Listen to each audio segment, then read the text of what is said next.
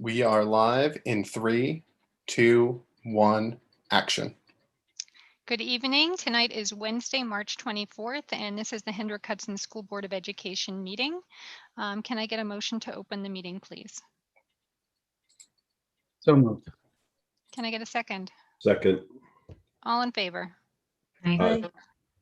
Okay, so we'll start our meeting this evening with the Pledge of Allegiance. Greg, do you have something keyed up? I pledge allegiance to the flag of the United States of America and to the republic for which it stands, one nation, under God, indivisible, with liberty and justice for all. Thank you very much. That was lovely. And Joe, which class was that? Do you know? I'm going to have Greg answer because Greg now has a library full of pledges that he gets to pick from. I believe it was from Frank G. If I had to guess, I think it was one of our kindergarten classrooms. But It was from Mrs. Rizol's kindergarten classes. Very good. Thank Right. you. Okay, so the first item on our agenda this evening is our public hearing regarding the potential implementation of the Princeton Plan. We will be having speakers joining us on the Zoom one at a time and sharing their comments.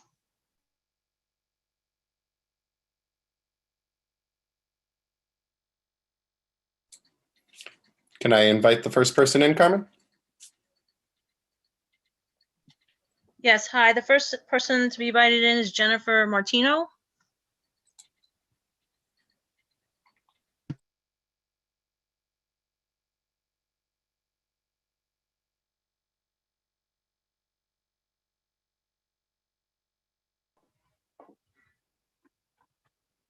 Hi, Hi, welcome, Jennifer. Thank you for joining us. of course. Thank you for having me. Okay, should I just begin? Okay. Oh, great. yep. Sorry. Yes, you can That's go okay. ahead. Okay, great. Thank you. Well, as I thought about what I wanted to say tonight, I really reflected about, thought about all of you, board members, and the tremendous responsibility you have as a collective group. As a board, you're responsible for the quality of education in our schools, and I know you're dedicated to the district's mission to ensure that every student is engaged, a passionate learner who achieves his or her maximum potential. And in this role, the decisions that you make impact the academic futures of countless numbers of children. And given this immense task, it's essential, I think, that you carefully consider the fact that the Princeton Plan school structure has no academic merit or proven benefit. As the board, it's your responsibility to make decisions that will positively impact students, and choosing to restructure our elementary schools in this way simply, I feel, would not be responsible. As an educator myself, I know that class size and the social emotional state of children are contributing factors to student success.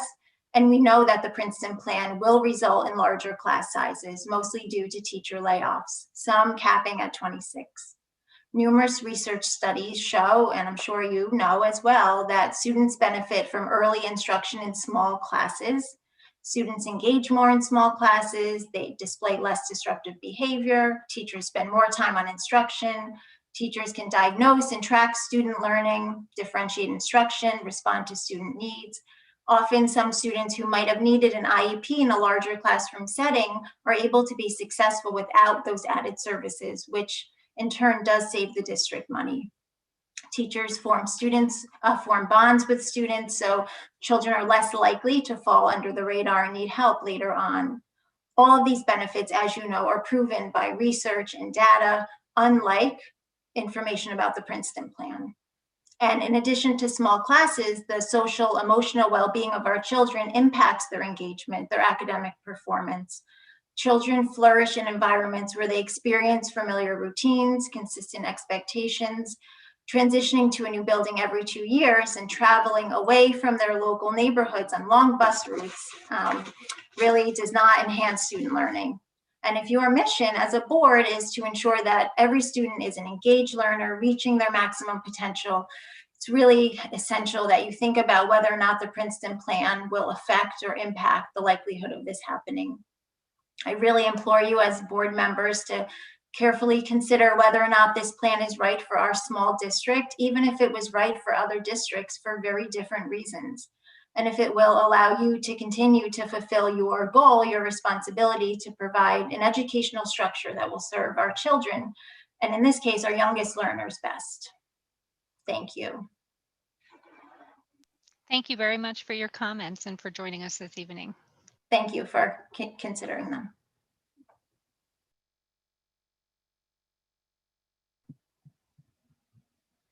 Okay, for the next person, it is Linda McMahon.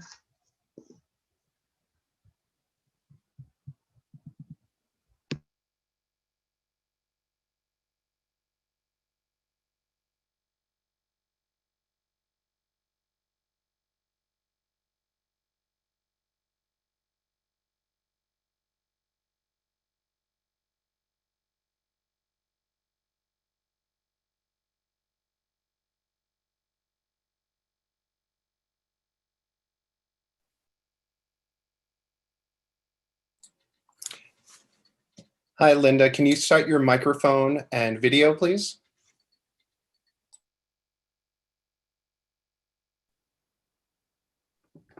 Good evening, Linda. Thank you for joining us and for giving us your comments. You can start speaking whenever you're ready. Yes, Hi, Linda. Can you start your microphone and video, please? I have it on. You don't see it? Just make sure you mute the YouTube behind you because it's going to be played delayed. Linda, thank you for joining us and for giving us your comments. You can start speaking whenever you're ready. Yes. Hi, Linda. Can you start your microphone? There you go. Okay. How's that better? Set. All set. Okay, great. So I had two children that graduated from the Hen Hud district several years ago. I'm a taxpayer of the community as well. So I'll just read my comment. A week ago, I found out about the Hendrick Hudson School District's exploration into the possibility of implementing the Princeton Plan. I feel such a fundamental restructuring of student learning requires the understanding, input, and support of the entire community. This decision should not be made predominantly by parents of currently enrolled students. Given that the school system is one of the first aspects people consider when moving into a community, the success of Hen Hud is in the best interest of the entire community, not just a select few. I started reading through the material posted in board docs and watching the Board of Ed meetings pertaining to the Princeton Plan, and it's a lot of information to absorb in such a short period of time. I attended a few of the community forums and have many questions and concerns, but I just jotted down a few. The driving force for considering this plan was the lost revenue from the closing of Indian Point. The initial analysis estimated that there would be a potential tax increase of 13% for several years. During the Board of Ed meeting on March 10th, it was stated that the tax increase might actually be a lot lower, perhaps 7 to 8%. It was also stated that if the district decided to implement the Princeton Plan, taxes would still go up, but approximately 5 to 6%.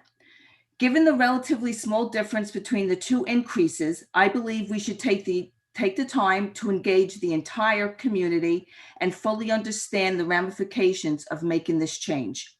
Implementing such a plan during a pandemic where communication is done via video conferencing, it's not an open forum, doesn't provide enough feedback from community members. The school bus ride for 5 to 7-year-olds will go from 30 to 40 minutes each way. This is much too long for children of that age to endure.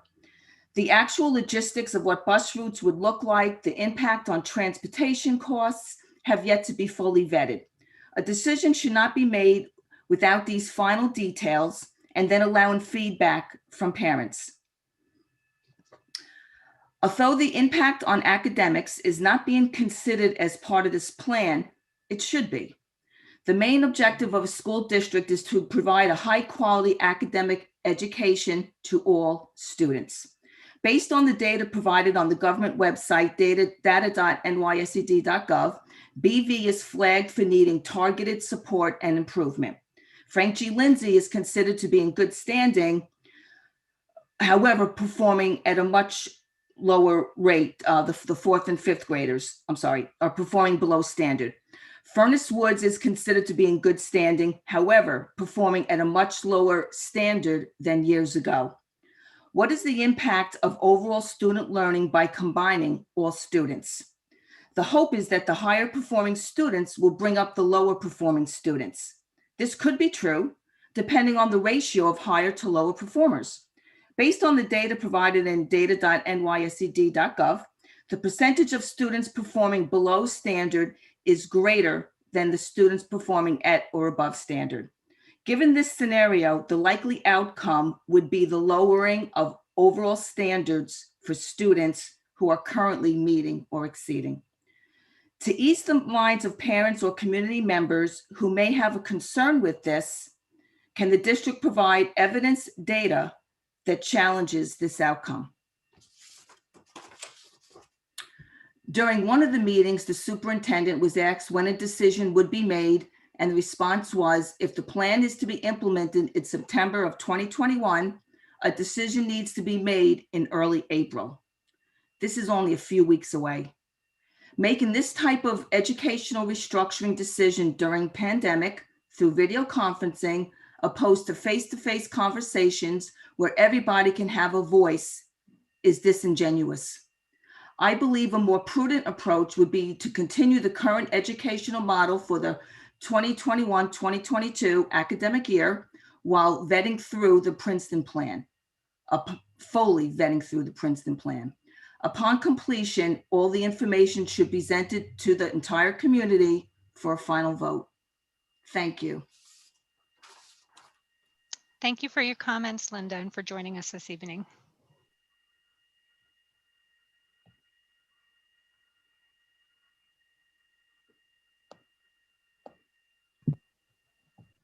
The next person is Michelle Zoni.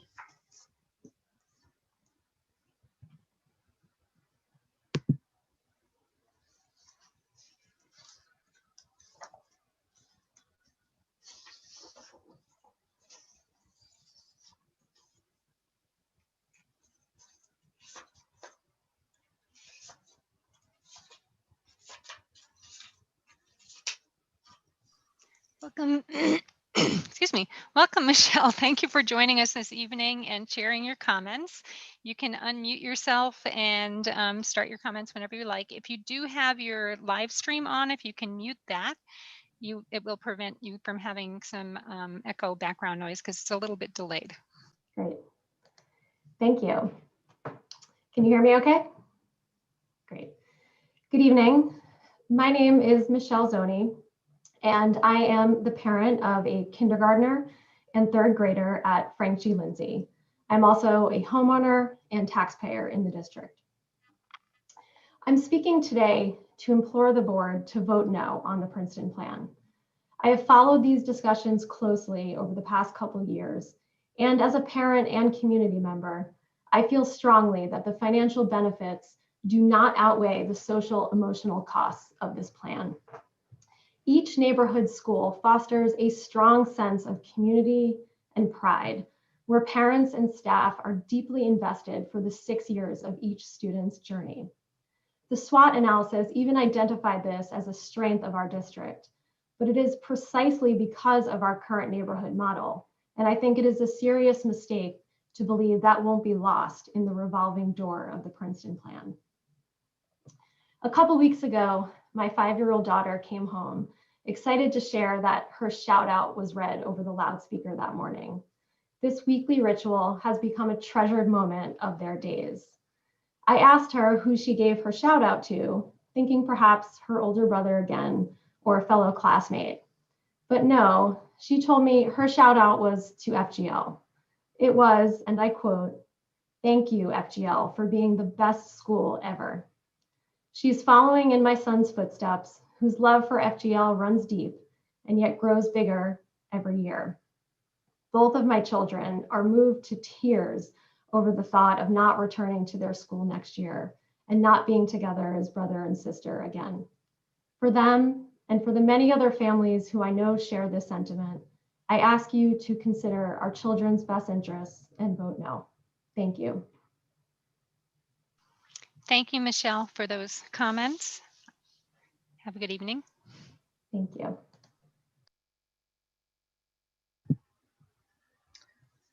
The next person is Deborah Santucci. Deborah is currently not present. Okay. Next person is Mary Hillman.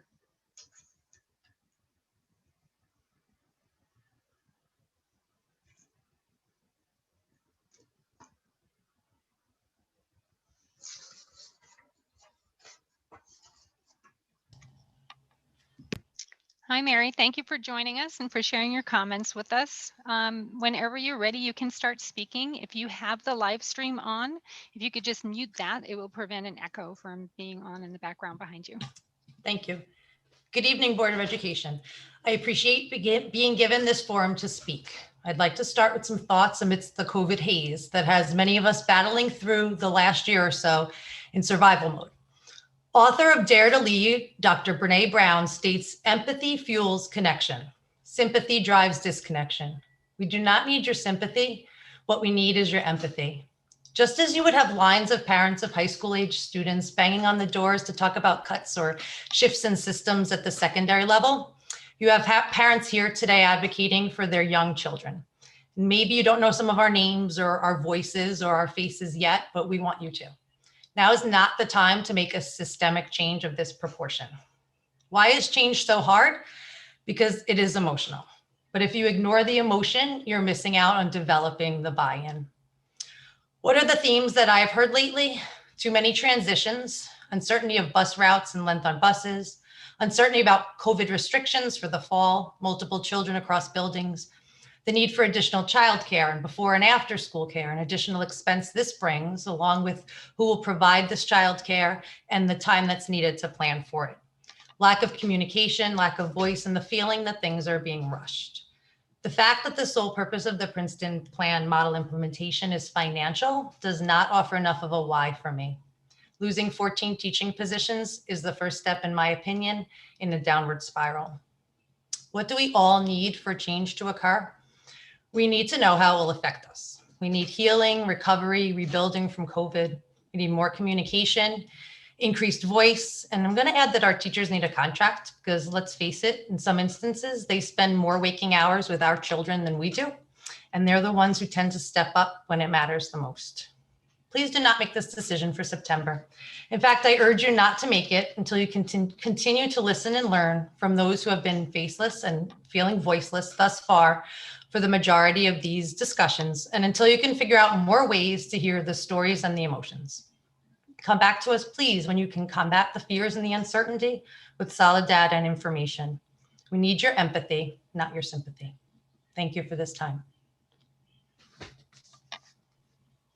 Thank you for your comments, Mary. Have a good evening. You too.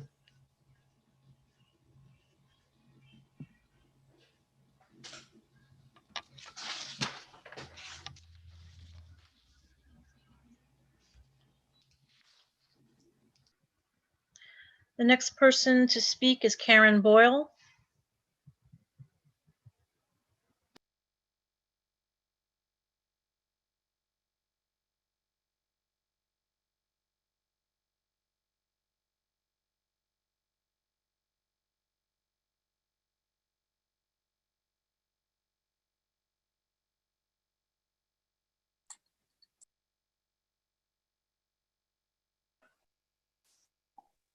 Good evening, Karen. Thank you for joining us and sharing your comments with us. If you have the live stream on in the background, if you can mute it, that'll prevent us from hearing an echo. And whenever you're ready to speak, you may begin. Okay, thank you very much for having me tonight. So good evening to everyone, the Board of Education and administrators. I had a very difficult time writing these comments. This Princeton plan is an extremely difficult issue. It has many positives and it comes with many costs. I am grieved at the thought of the loss of teaching jobs at Hen Hud, in part because so much of that makes Hen Hud what it is. The smaller class sizes, the more intimate relationships between the students and the teachers. However, that being said, after careful consideration of both sides of this issue, I am recommending that the district adopt the Princeton plan. Maybe not this September, maybe even not next September, but with thought and careful planning, I think it could be an extreme benefit to our district. I understand the concerns with longer bus rides and losing neighborhood schools. But to me, the consolidation of services and the aligning of curriculum across grade levels is enough for me to consider the Princeton plan a benefit to the students. And I strongly feel that those students are the ones we are here to serve. Okay, from an educational point of view, I feel we can best serve them with the Princeton plan. Thank you everyone for your time. Have a great evening. Thank you very much for your comments, and you have a good evening too. Thank you. The next person to speak is Rihanna Personic.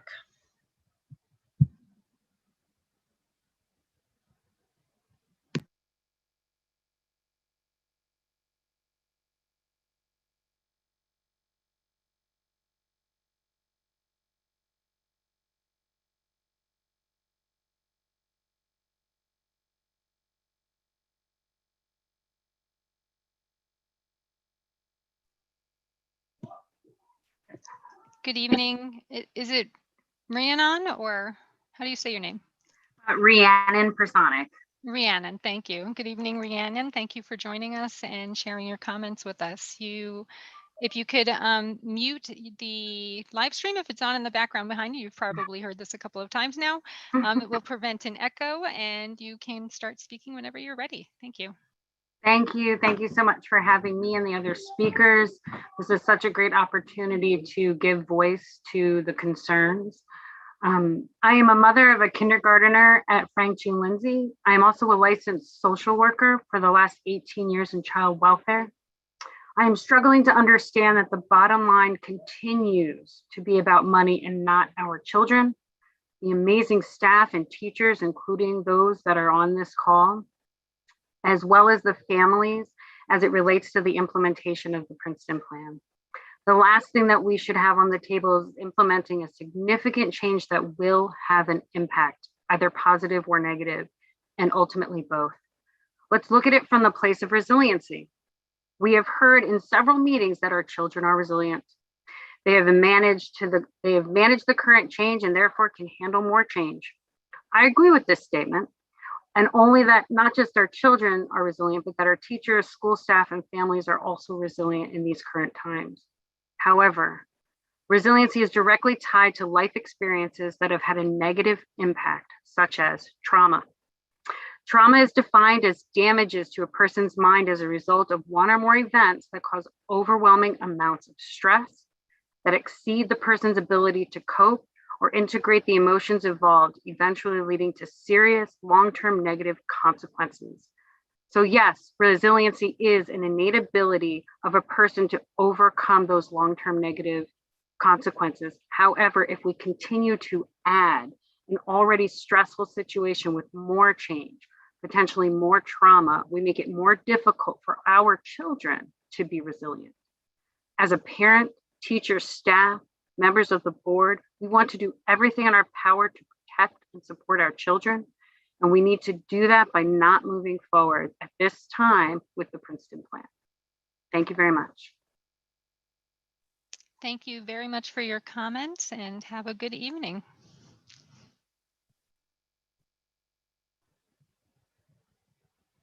That's the end of our presenters for tonight for the public hearing. All right, thank you very much, Carmen. We had fewer presenters than expected, so why don't we have a recess for half an hour?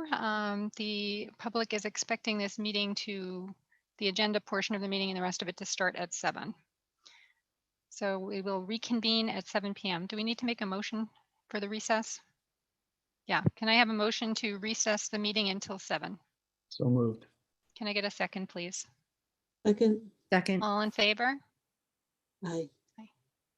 Thank you to all the speakers, and we will see everybody back here at 7. Thanks.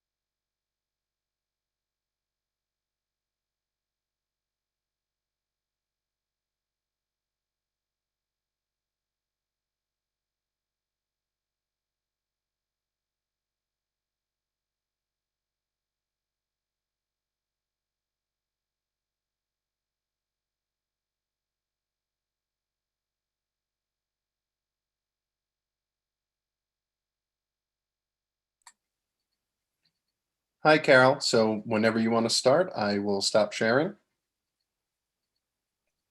All right, I'm just going to give everybody a chance to sign in here.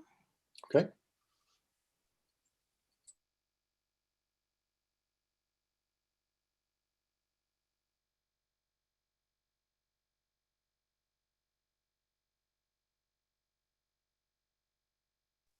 We're missing Lori and Alex still. Oh, and Joe.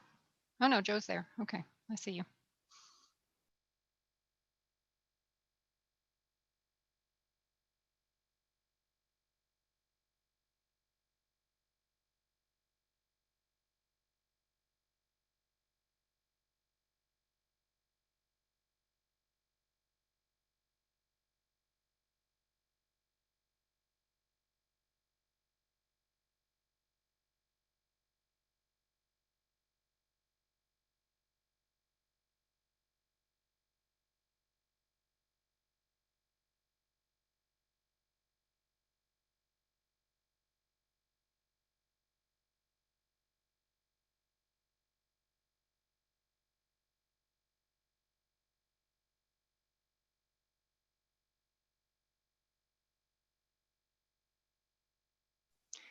All right, it looks like we're all back.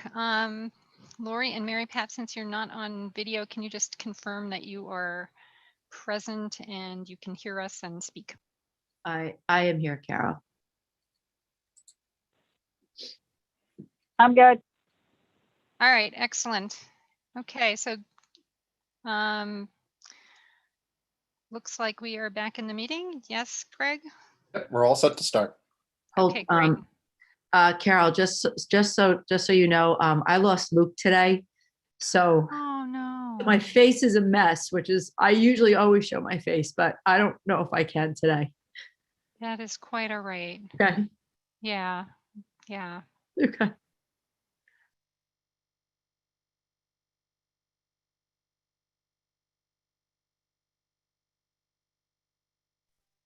Can we ask who Luke is? Luke is, He's my German Shepherd.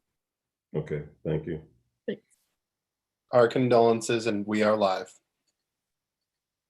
okay, thank you. Good evening. We are rejoining our meeting already in session. Today is Wednesday, March 24th. And can I have a motion to approve the agenda as stated, please? So moved.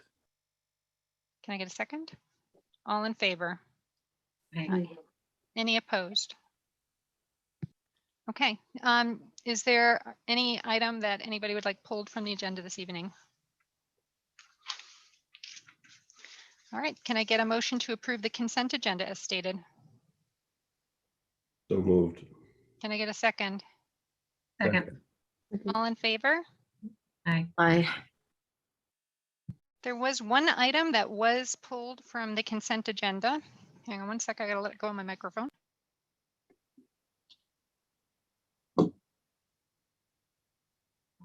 And that was a very generous donation. The donation is from Mr. Dennis Bleakley on behalf of the community. He made a donation for $1,000 for the Hendrick Hudson Varsity Softball Program to purchase bat bags and clothing. Thank you very much, Mr. Bleakley. That is greatly appreciated. And we're very happy that the softball program will be able to operate, even though in a shortened fashion this year. So thank you very, very much for that. Can I get a motion to approve that item? So moved. Can I Second. get a second? Thank you. All in favor? Aye. Aye. Any opposed? No. Okay. That brings us to our superintendent's report. All right, I'm going to try to go through these items swiftly. So a couple updates regarding the Princeton plan. Obviously, we just spent a better part of an hour hearing from the community, and I'm sure we'll hear from some more later on during audience comments. But I wanted to take a moment to thank our team, particularly Lisa and Margaret, who joined me for the better part of 12 Princeton plan meetings since March 5th. So our band went on tour to PTA meetings and community meetings, public meetings, and shared information and experience from the SWOT analysis, as well as some of answered questions, certainly, and engaged in a lot of dialogue. And I want to thank Greg. Greg produced our couple of our meetings and live streamed them, but he did all of the editing for all of our community meetings, and we're able to post that to make sure that community members and families were able to watch them quickly if they weren't able to join us live. And again, just to reiterate the purpose of those meetings, we had 6 committee or community focused meetings, and then there were 6 PTA meetings over that time, was really to engage the community in a dialogue and a discussion. We had heard that loud and clear. And although our in-person attendance or our attendance on Zoom or Google Meets wasn't that great, we did have around 24 folks that were actively participating and weighing in and having a really spirited discussion. So I hope everyone had their needs met in terms of looking for a different way to communicate and stay connected. And again, thank you to Margaret and Lisa and Greg, and board members were very visible at every meeting and high levels of engagement. So thank you to everyone who spent countless hours over 12 meetings having conversations with us. So thank you. The next update is— Before we go on, yeah, sure. I also want to say thank you. I thought those question and answer sessions were really great. It was nice to see people on Zoom. Our community members were very engaged and very respectful, which was appreciated. And again, I hope it's another way for us to reach out as a board as well. And I'd like to see us do more of these on other subjects in the future. Maybe not 10 on one subject, but you know. It was a lot. There were some redundancies, but we knew not everyone could attend every meeting and watch the videos, but a good conversation each and every time. We had been talking over the last number of months as the CDC provides guidance to the State Department of Health, which advises our local county Department of Health. A lot of schools have been contemplating and slowly increasing in-person attendance for students. This was a really a big ordeal in many districts in our region, certainly in Westchester, to be able to bring in elementary students more often, or middle school and high school students. I just want to remind our community that since day one, since September, we have had elementary students in every single day, 5 days a week, taught by a certified teacher all day, every day. We're very, very lucky to have dynamic staff and families who committed to this model throughout the year. We're also thankful to the families who wanted their students to have a full remote option, and we have 11 teachers dedicated to our full-time remote learners, and they have created such a dynamic DNA, climate and culture within their classrooms. What came up in a lot of our discussions regarding the Princeton plan was the acknowledgement that we have a model of the Princeton plan right now. In fact, in all 11 of our full remote classrooms, we have students from at least 2 of the 3 elementary schools, but possibly all 3 at the same time. And in certain situations, given the class size constraints we have on in-person instruction in the elementary school, we do have students from one school attending in-person instruction in a different school, because that was a priority for those families, and that's where we had space because of some of the constraints we had. In terms of 6th grade through 12th grade, we put out a survey last week asking families to identify if they would send their child more often than the current hybrid model that's 2 or 3 days a week. We did not receive the amount of survey replies that we had hoped for. In fact, yesterday we only had around 400 responses, and that's out of about 1,200 possible folks who could participate. So earlier today, we resent the survey. We extended the deadline to Friday.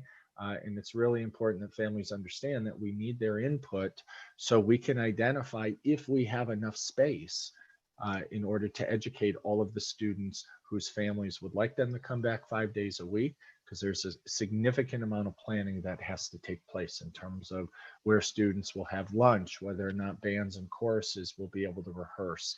Do we have enough classroom space? Do we have enough physical space within classrooms for students to remain 6 feet apart and wearing a mask, or in certain instances do we need to buy additional PPE in order to move below the recommended guidance of 6 feet. So that data is really, really important. And we felt that with only about a third of respondents from the total population, that we really couldn't make a good decision. So hopefully we'll have some more input and participation by Friday.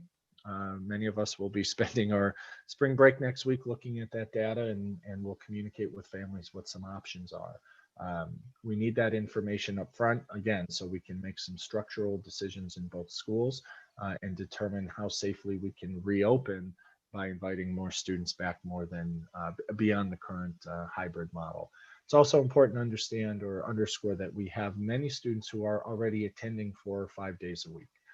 Students that have an IEP have been attending almost the entire year, 4 or 5 days a week, so we can meet the needs of meet the unique needs of their IEP in an in-person fashion. Both the middle school and the high school have regularly been identifying students that are at risk or students that are struggling, whether it's academically or socially, emotionally, and some of those students are coming back 4 or 5 days a week and have been back 4 or 5 days a week for a good amount of time. So it's important to underscore that our model has been successful, all things considered, given the sort of the iffy guidance we had all summer. But for those families that received another email from us today, if you did not fill out that survey, please do so, because we have some opportunities and some decisions to make based on your input, but we need your input first. So then any questions on that topic before I move on? Go ahead, Bill. Did you send out the survey yet, Joe? The second. Correct. Yep. You sent out the second one already? Yeah, the original, I believe, went out a week ago today, and then we sent a reminder earlier today. Will you be doing phone calls?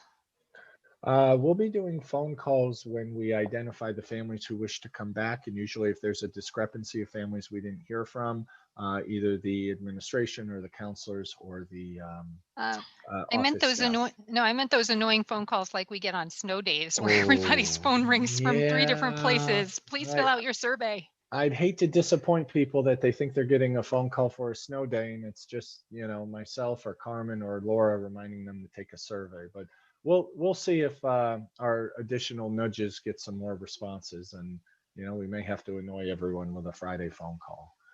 Yeah, I was going to suggest, if you hadn't done it already, to put the deadline at, you know, maybe by Monday morning, because you're probably not going to have people looking at it too much over the weekend, hopefully. So at least give people the weekend to look at it. And if you're going to, I would say, yes, one of those district phone calls would be great, with the exception of don't do it at 6 o'clock in the morning.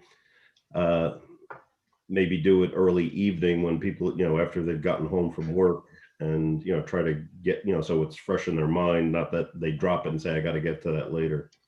Yep, just good idea. Yeah, thank you. Moving along, I had put down a couple items regarding COVID, quarantining and travel update. And this was an aspirational agenda item, hoping I'd have breaking news, and we don't. The governor has made a number of comments regarding quarantining for out-of-state travel, with regards to no longer having the quarantine when you return if you go to one of those states on his list. And while he said that, which he did, and while it's on his website, which it is, we have not received official guidance from any authority agency. We have not received guidance from the New York State Department of Health or the County Department of Health. We anticipate it, but as of today, we have not received it. So if we do, we will let families know what the new rules are of engagement in terms of returning to school after spring break, if in fact they travel to any of those states identified on the do not travel list or the quarantine list. So no news, but as I shared earlier with a group of PTA leaders, this news usually comes on a Friday evening, and then we rush to get that out the door to everybody. But it's on our radar. It's on everyone's radar. As I've said a number of times, a group of superintendents meet with the county executive every Monday morning and his team, including Department of Health, and we talk about how these statements by the governor or others really put us in the middle. We play translator, because the governor says one thing and then we don't receive the official guidance to effectuate the change. So we anticipate it. We know families have travel plans, and as soon as we receive the information, we'll share it with everybody. Any Thank you, Joe. questions? Any Yeah. questions? Okay. All right. My final update is our tax calculator. Earlier yesterday, we published on our homepage some directions, rationale and directions of how to use the tax calculator that Enrique put together. Basically, it's an opportunity to forecast if you're a resident of our school district, whether it's in the town of Cortland or the city of Peekskill. Those are the two taxing jurisdictions in our school district. It allows you through forecasting formula that Enrique created, that he has used over the last number of years, forecasting revenue and expenses for the district and projected tax increases. Use a similar formula for every taxpayer to use this tool by being able to identify their assessed value. They will be able to forecast what their projected tax increases would be each year, all the way out for 10 years, given the difference in our discussions between having a status quo budget, meaning 3 elementary schools operating as they have always operated, versus potential tax savings from implementing the Princeton plan. We've heard a lot from our community members. We heard some commentary earlier tonight, whether or not the change, the upheaval, the moving students around and implementing this plan is worth the savings. I'm not going to answer that for individual residents. They can answer that question themselves by using the tax calculator and identifying, how they feel about that.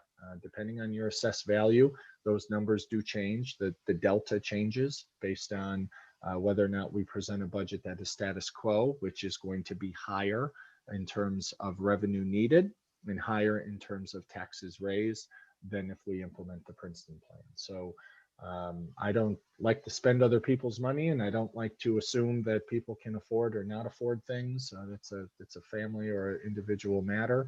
But please use the tax calculator so you have an idea and a vision of what tax increases could like as we contemplate implementing the Princeton plan or not, and what the future of tax increases could include. Joe, actually, so the community understands what the result is the actual money that they will be paying each of the years, comparing with Princeton plan and no Princeton plan. So that's what the calculator will show. It will show the amount of money given your assessed value that you will be expecting to pay under each of the two programs. And it's only school taxes, not town taxes. Correct? Exactly, only school taxes. And actually, it also will include a form that will show you where you can check what your assessed value is. And in the form, it also shows that it's only the school tax, not any other taxes, not town taxes, not county taxes, not village taxes, anything. This is school district taxes only.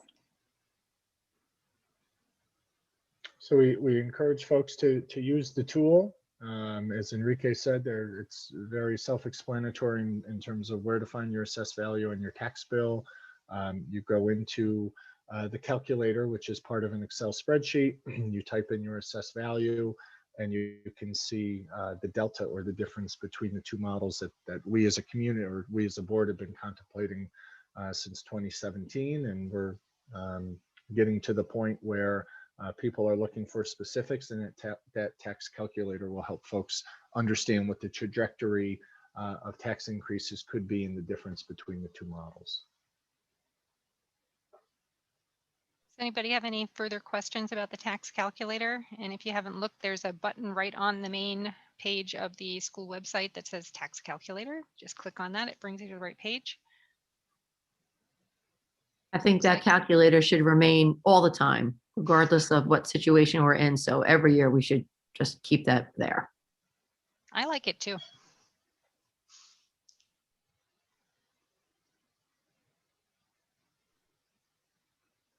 All right, looks like there are no further questions. We were contemplating having a short recess at this point, but we have just had a short recess. So I think we can continue on with our. Yeah, excuse sure. me. Hi, question. I'm looking at the tax calculator right now, and it doesn't, I'm just curious, looking at it, you indicated it was this Excel spreadsheet and it uses B12, you know, whatever, but it doesn't show what B is. Can we open that to see like what the They're values hidden. are being used? Yeah, Mary Pat, I think those rows were intentionally hidden and locked. Yeah, I understand that, but it's if you're sitting here, it just, you don't know what number's being used. I mean, and I'll be honest with you, I just typed in my assessed value and I got a different number than what I pay. So I'm just, you know, maybe I'm just doing something wrong, but it just sort of struck me. I mean, I'd like, it doesn't, I appreciate it. But Something wrong because I calculated the tax rate per 1,000 of assessed value as it was charged to every single home in the district.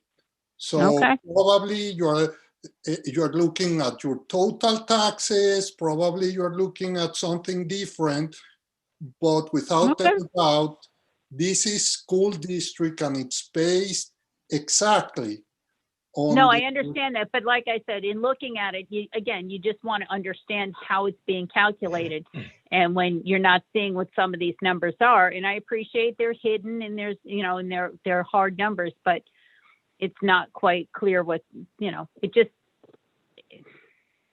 makes you, you know, I'm not 100% comfortable just yet, but, you know, I appreciate that. And thank you, Enrique, for doing this. Because again, even if the number's not exact, it will give you an idea of the percentage increase and, you know, where we can see it compounding. So.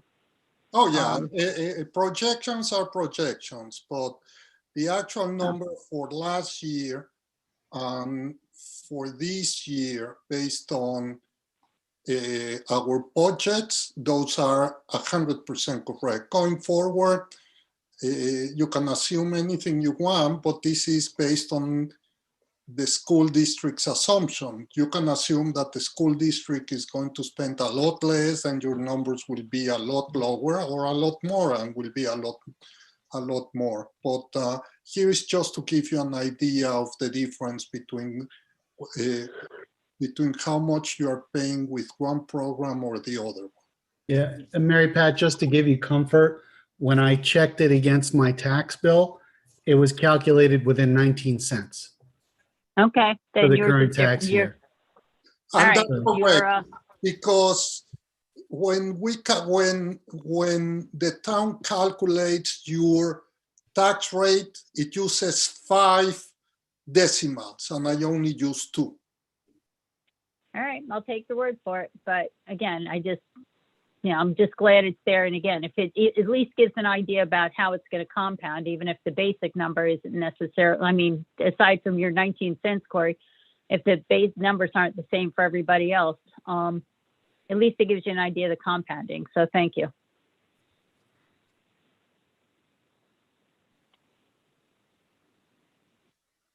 Okay, any other questions before we move on?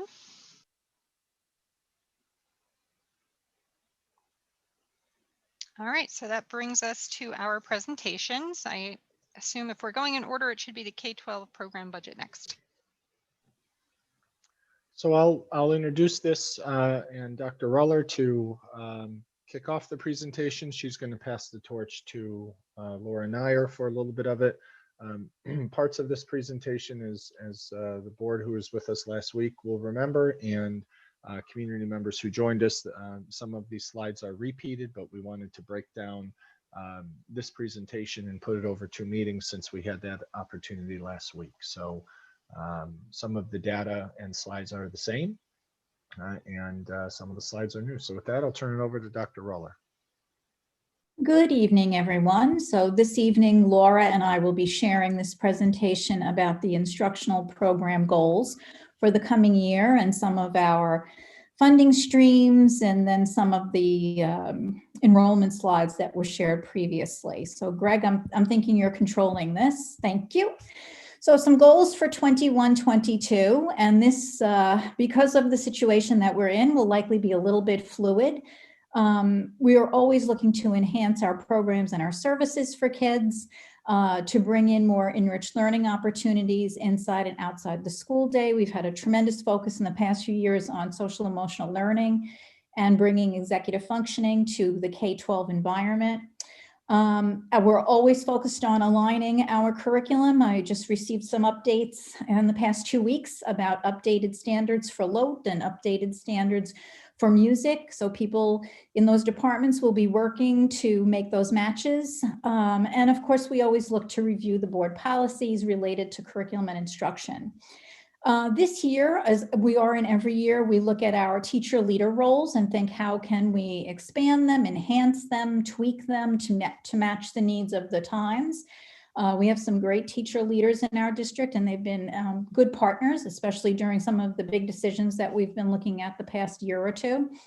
And a new twist in our professional learning plan that is submitted to the state.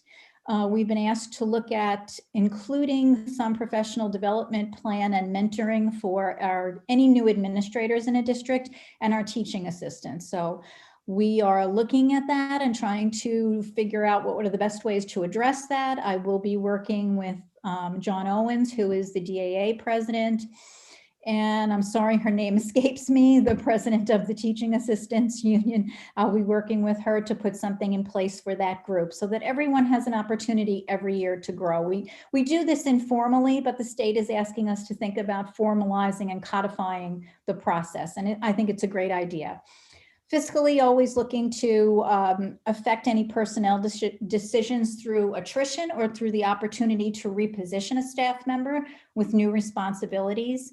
And looking very much the past few years at the ability of changing schedules to enhance opportunities and FTE. And we're always trying to be fiscally responsible. So looking at, we talked a little bit about this in terms of our software licenses for instructional material. We want to give teachers what they need, but we also want to be careful that we're using what we're paying for, et cetera. Greg, you want to go to the next slide? Thank you. Funding sources for curriculum and instruction, and the A is assessment and PD is professional learning. So at the top of this chart are our external funding sources, and you can see that it is largely through title grants. That last line is New York State textbook funding, and we're waiting to see what the new budget will hold for that. And you can see that the numbers in all of those areas fluctuate every year, sometimes up, sometimes down, and you see a lot of question marks for 21-22 because we don't learn our allocations until the year begins to flip. So sometime in the beginning of July, we will learn what the initial allocation is. We are often informed by the state later on in the fall that our allocation has changed. Sometimes it is less and sometimes it is more. So you always have to be careful when you're budgeting through the use of title funds that you leave yourself a little bit of wiggle room just in case. And we have the opportunity to update the usage of that monies all through the open window. So the grants expire in August 31st of every year and we start again. Down below that, you see district funding. So that's the conversation that Enrique and I have every year about budgeting out of the general fund. You can see from that slide that we've stayed fairly consistent. The number there that will fluctuate for us is the second line, the mentor program, and that is the direct result of how many people we are able to hire each year. For every new employee, we add a mentor, and that mentor receives a stipend. And so that number fluctuates depending upon how many new staff members, how many new teachers we have in a given school year. At the moment, it looks relatively small. I can tell you that we are often surprised later in the fall as we need to bring new people on board. So that number goes up and down a little bit as well. And Enrique and I have worked closely together to make that work as we move through the school year. There are many things that are supported through all of this funding, and that is the next slide. Thank you, Greg. So Title I is the grant that addresses our at-risk students. And you see there, no surprise, our after-school programs, our summer programs, AIS reading and math, some ENL services, the kinder camp that we run for our incoming kindergarten students each August. Some salaries are offset. That has been a big help to us this year, especially as some of our programs have not been able to run. So we've redirected some of that money to offset salary.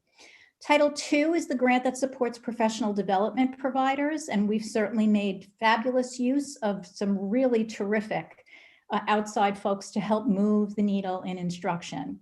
And we continue to do that. Title III is set aside for second language learners. Again, some of that money will be directed towards direct ENL support after school, summertime, some to offset salary, professional development for our ENL teachers, which is always ongoing, and support materials. We also use some of our Title III budget for translations. There is money also in that budget available to help our second language learner parents attend any meetings in the district, to provide translation live in those meetings, etc. Title IV is an interesting grant, and we've directed those funds mostly this past year towards the purchase of Chromebooks to make sure that every student had every tool they needed in terms of technology. And also, Laura has used some of that as the stipends and the payments for our tech coaches whenever they do professional development. So the CRC, the curriculum money, is geared towards in-service teacher PD. So we're hoping to continue to build our portfolio for that. That's been exciting to see people offer courses. And to the extended curriculum projects that take place during the summer, we'll probably begin the planning for that this summer as we come back from the spring break. I already have departments asking if there will be money available for them to come together during the summer and look at new curriculum and align their standards, etc. BOCES, we say this all the time, and I don't think we can say it enough. We have an amazing BOCES, and we do a lot of work with them, and we are very pleased at the work that we do. We purchased our science program for elementary at BOCES and our social studies database, which runs K-8. We also make sure we have our teacher leaders available for their regional collegial conferences. It gives them an opportunity to talk with their job-alike colleagues across Westchester, Putnam, and occasionally lately Dutchess. Those are important conversations. We're all trying to solve the same problems, and it's a nice opportunity for them to exchange ideas with the folks who do the same jobs that they do. We also use BOCES for a myriad of workshops at all levels of the organization. Our secretarial staff goes to BOCES several times a year. TAs are open to go to BOCES, teachers, administrators. Our leadership team does some work with them periodically, and we use them to enhance, I would say, the mentoring experience for our probationary staff. So there's 2 particular courses that go through BOCES, and that's been a really amazing experience for us. So that's really where the bulk of the money outside of salaries, which gets presented in Enrique's budget earlier in the winter, this is where the money goes in terms of curriculum and instruction. Next slide. So what are we looking to do? We have, like everyone else in America, we are looking seriously right now at the gaps that some of our students will experience, the learning gaps, as a result of the COVID experience. So we all know that last year, we closed at this time of year and students lost almost a quarter of their schooling. And even though we were online with students, it is not the same as being in person. There were many challenges, and although our staff worked amazingly to overcome them, it is not the same as being in person with a teacher. So we know we have some gaps that we have to work toward closing at all levels of the organization, and that's what we're looking at now. Where do we think we are coming out of this year, and how do we plan for that work so that we have the right opportunities in place when our children, we hope, return to our classrooms full time in the fall. We're also looking at adding a reading recovery teacher to the elementary division. Reading recovery is a highly specialized reading program geared towards first graders. There's a tremendous amount of research about its success. This would be a grant-funded opportunity. It is not additional FTE, but we are hoping that an existing reading teacher or an existing primary teacher may be interested in this opportunity. We're also looking at expanding executive functioning, and that's a project that Lisa and I work on together with our administrators to make sure that we are giving the kids the opportunity to be exposed to this important planning, I would say, thinking about how do they do school, how do they get themselves ready for deadlines, and how do they plan a project that may span a month long, how are they some would say adulting as a child. These are really important skills, and this need actually came to us from many conversations with our support staff, so good for them. We had our word study program truncated due to COVID, so even though we've put some folks back in the pilot that we were experiencing, we need to get back together as a group and think about what is the next step forward for this important piece of elementary literacy. So we'll look to, I'll look to bring that pilot group together hopefully before the end of this school year, and we'll try to make some decisions about what 21-22 could look like. The middle school will be rolling out 7th grade, a new curriculum next year aligned to the next gen standards. We had planned to do that this year, but of course, due to COVID, New York State kicked that deadline down the road a year. So they took a breath and they spent this year teaching their curriculum, the curriculum they were familiar with, which made it easier for them to teach in a hybrid environment with something that was known. But they are ready to go and just asked me about summer work to get themselves ready in a new curriculum for that area. So there's always lots going on. There's more going on than I even have on this slide. And some things, of course, will pop up that we haven't considered at this very moment. So busy, a great group of people to work with. And I think kudos to everyone who has really given 1,000% to make this work, whether it was completely in person, completely remote, or a little bit of both. So hats off to the teachers. Okay, I'm going to turn this presentation over now to my very capable colleague, and Laura will walk you through some of the enrollment and FTE decisions. Oh, I'm sorry, Carol. I just wanted to ask if anybody had any questions about this first part before we move over to Laura. Margaret, it looks like you did a good job explaining. I'm not seeing any hands raised for questions. Thank you. Thank you. So as Joe said, a lot of this is going to be a repeat of some of the data that you saw last week. But we just like to share with you, where we're at with our enrollment, our projected enrollment, and we try to make our best guess with the coming years. We're currently in process with kindergarten registration, and that continues even through the summer. So up until the school year, or even after, we can have additional students or changes to these numbers. So as you can see, these are our current enrollments that have, gone down slightly through the years. Can move on, Greg.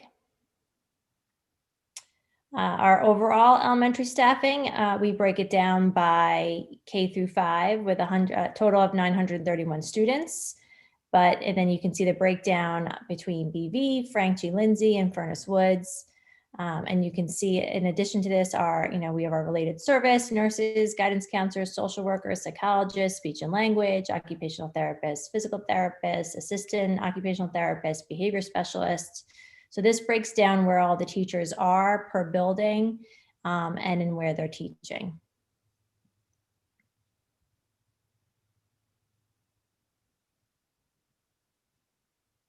We can move on.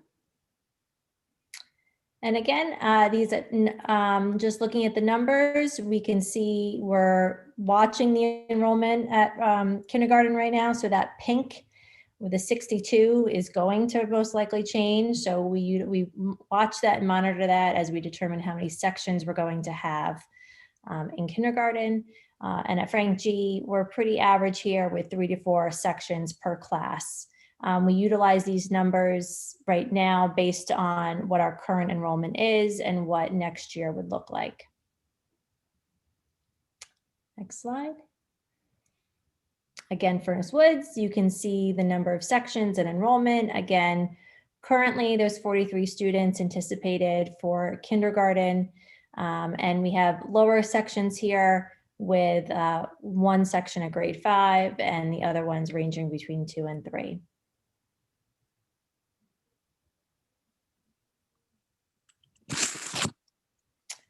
Buchanan Verplank, same thing. Right now projected 37 students, but we're still waiting for more students as they enroll. And these class sections are ranging between 2 and 3 class sections per grade level.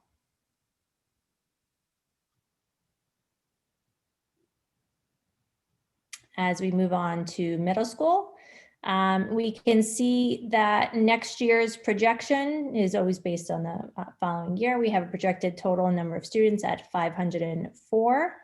If we move on to the following slide, we can see the breakdown again of how many teachers we have based on the student population. And again, breaking it down by related service providers and all the other teachers that are offered in addition to the classroom teachers. Again, a lot of this might be repetitive. Here, again, just briefly, we went over this last week, but just showing what it would look like if we stick with our 2 teams at 6th, 7th, and 8th versus if we reduced our 7th and 8th grade to reduce 1 team. That would reduce 4 positions, 1 ELA, 1 math, 1 science, and 1 social studies teacher, and an approximate savings of $350,000. And again, that's an approximate. And high school numbers, again, same thing. You can see the pattern of our enrollment is declining as we get to the high school. If you go to the next slide, you can see where we have our total number of students and our teachers, and again, all of the special areas that are supporting the number of students we have.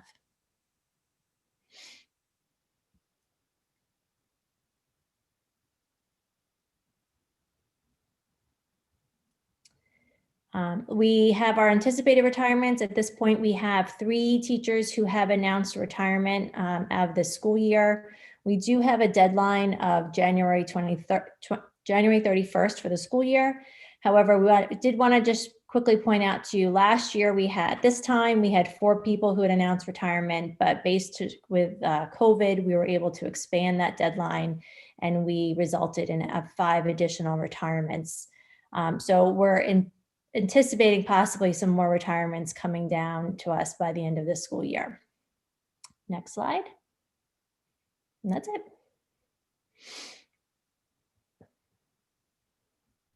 Any questions from the board? Bill? Laura, just to confirm understanding, because we've heard a lot of things on class sizes recently. From what we're seeing in this presentation, could you just confirm for me that their class caps in all 3 elementary schools are currently the same? Yep, they're always the same. We use the same formula and calculation for every grade in every building. And that if we were to go to the Princeton plan, our class caps wouldn't be changing necessarily, correct? Correct, they would not be changing. The formula would not change. So for some people who think they have a small class size just because that's their school, it just happens to be a matter of fact of how many students are in that school for that grade compared to the class cap. So just because there's low enrollment or a low number of students in a classroom in a particular school one year doesn't mean it's going to stay that way. And the next year they could be at the class cap theoretically. Correct. Furnace Woods is a good example of that. We project 1 section next year at 5th grade at 27 students in 1 class. And so that's where that cap comes into play. And you'll see how that varies year to year just based on the enrollment in that school building. Okay, so our guidelines are consistent throughout the district. It's just a matter of how many students are registered in that grade in that school. Yep. Thank you for the confirmation. You're welcome. And one of the comments that we've been hearing as well is that the Princeton plan would actually increase class sizes. And I was wondering if we could just address that really quickly. I don't think that it would increase sizes. It would even size out. So we wouldn't have the wild swings of 11 kids in a kindergarten class on one side of the district and 22 on the other. By putting the sections together, you have the ability to spread your population across those sections evenly. The same would be said of next year's, the fifth grade at Furnace Woods. If you put all of your fifth grade together, you wouldn't bump up against that unless the entire group of sections was filled. So I'm not saying it's not possible. I'm saying that it is highly unlikely that you'd have that either low a section or that high a section, because you'd have more sections to place students in. If we get one more student at Furnace Woods in fifth grade, we would have to open a new section. If we were Princeton plan, that would not happen. They would just go to a different classroom and it would balance itself out. So there's the inequity comes there. And I know we've talked about this at a lot of our community sessions. We teach the same curriculum and we have fabulous teachers in all three schools. But there is no doubt that teaching that curriculum to 22 kindergartners is a very different experience from teaching it to 11 kindergartners. So that's something that we can't disregard because it's the situation that we have. And, you know, that's the equity piece of the conversation. I think that's one thing we've seen with the remote classes this year, because they have been spread out evenly because they comprise of students all across the district, no matter what their home building may be. Alex? Hi, so I'm looking at like Furnace Woods fifth grade, for example, and it states that our tax cap is 26, but we're anticipating 27 kids in that class. Can you explain how we might have more kids in a class than the cap would allow for? So you're allowed to have one more than the cap. Once you go above an additional one student, that's what creates a split and to create another section. Well, actually, it's more than that. It's one additional child for every section plus one. So if there are 3 sections, it's 4 additional kids over the cap before we look to add a new section. And Joe, correct me if I'm wrong. I think the board policy says we don't have to add a section. We could add a teaching assistant. Yeah, so that's really what it is, Alex. It's a safety net because here we are in March, and we're talking about what we project our enrollment and class size to be in 6 months from now, right? 5.5 months. So in our policy, we have a safety valve that basically says if the cap is 26 and we're at 26, we wanted to have some more assurances that those 26 kids are actually currently here and that they will be here in 6 months. Because what's happened before is before that policy was amended, we would be making, we would be increasing our budget today for next year based on these numbers. We would be increasing our staffing, which is increased expense. And there's a lot of shifting that happens in 6 months. And we have found in the past that those kids either moved or didn't show up or something happened. And so the board committed to the position, to funding the position.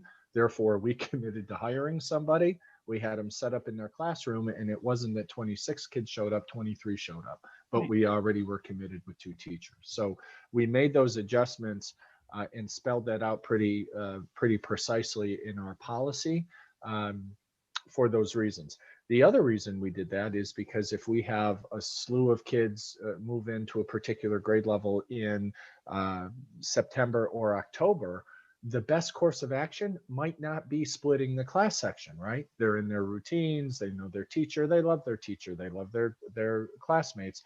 And I think it was just a couple of years ago, and I don't remember the year, but we had that situation in one of the schools And Margaret and I problem solved with them. And the solution wasn't a new teacher because no one wanted to lose their kids and the kids didn't want to lose their teacher.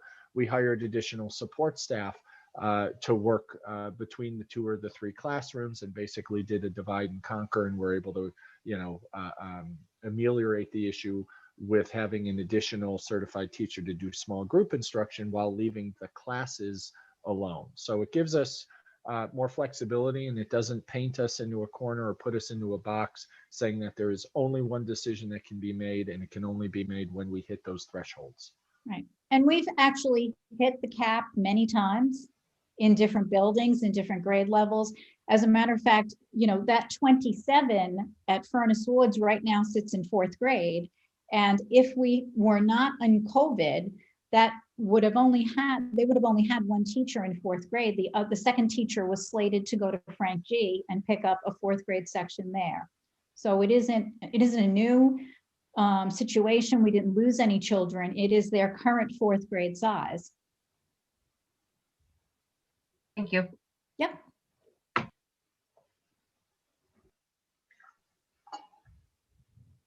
Anybody else? Mary Pat, do you have your hand raised? Oh, never mind. That's my icon. Okay. Bill? Just want to add a comment to the tax calculator. And Enrique, I tried the tax calculator on the website, and for the current year, mine came within 7 cents of what the tax calculator used as a starting point. So like Corey's, mine was dead on.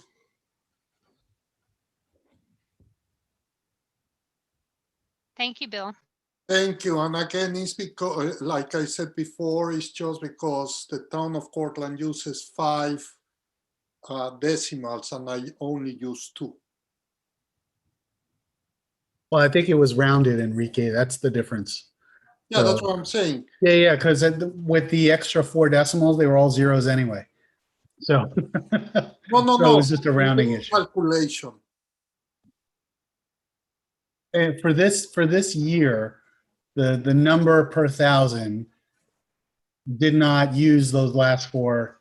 It goes out to 5 decimals. It only used 2. Yeah, I'll double check. it worked. It I worked. think It's just it rounds. That's all. Yours rounded to the nearest dollar, I believe, Enrique. That's right. Whereas the town goes to the To the cents. Right. That's where the 7 cents or the 19. It's rounding. It's rounding to the nearest dollar that yours does, which is fine. Yeah, we're not the taxing jurisdiction. We're not the ones that prepare it, but it's close enough that people will understand the impact in their taxes.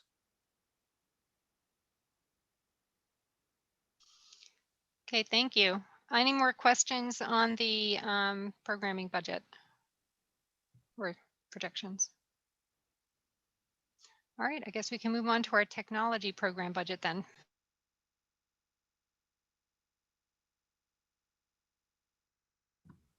All right. We can move to the next slide.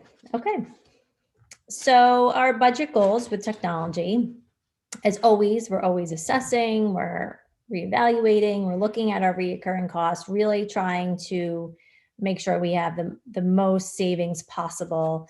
We want to implement operational efficiencies for the best outcome when it comes to our student learning. And, as Margaret said earlier, we are constantly looking and reevaluating and looking to see our usage, what is being used, what do we need to be used to cut costs as much as possible while ensuring that we keep supporting the student learning that we expect to have. We're continuing to support current initiatives.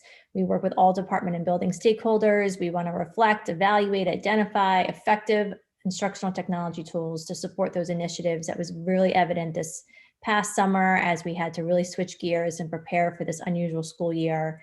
Really working with all of those stakeholders was key in making some really important decisions. Continuing to build self-sufficiency and sustainable systems for support and staff training. As Margaret mentioned earlier, she was able to support a lot of that with some of the grants, the title money. Additionally, we've been doing that with our tech coaches who have been just vital this school year and our Google certification program, really ensuring that our teachers and all of our staff in the buildings know instructional technology tools and also know how to help themselves. So we have an internal technology support site. We have our help desk, but we're trying to teach our teachers to, not give them fish, but fish for themselves. So, and having our tech coaches on duty at all times has been really helping in that process. We've been continuing the one-to-one device initiative, which we did not initially plan. We had the model happening somewhat at the elementary schools, but with COVID this year, we quickly had to move to one-to-one devices. So we're continuing to support that initiative now that we've gone forward with that, and making sure that all students and staff have access to a district device and access to the internet itself.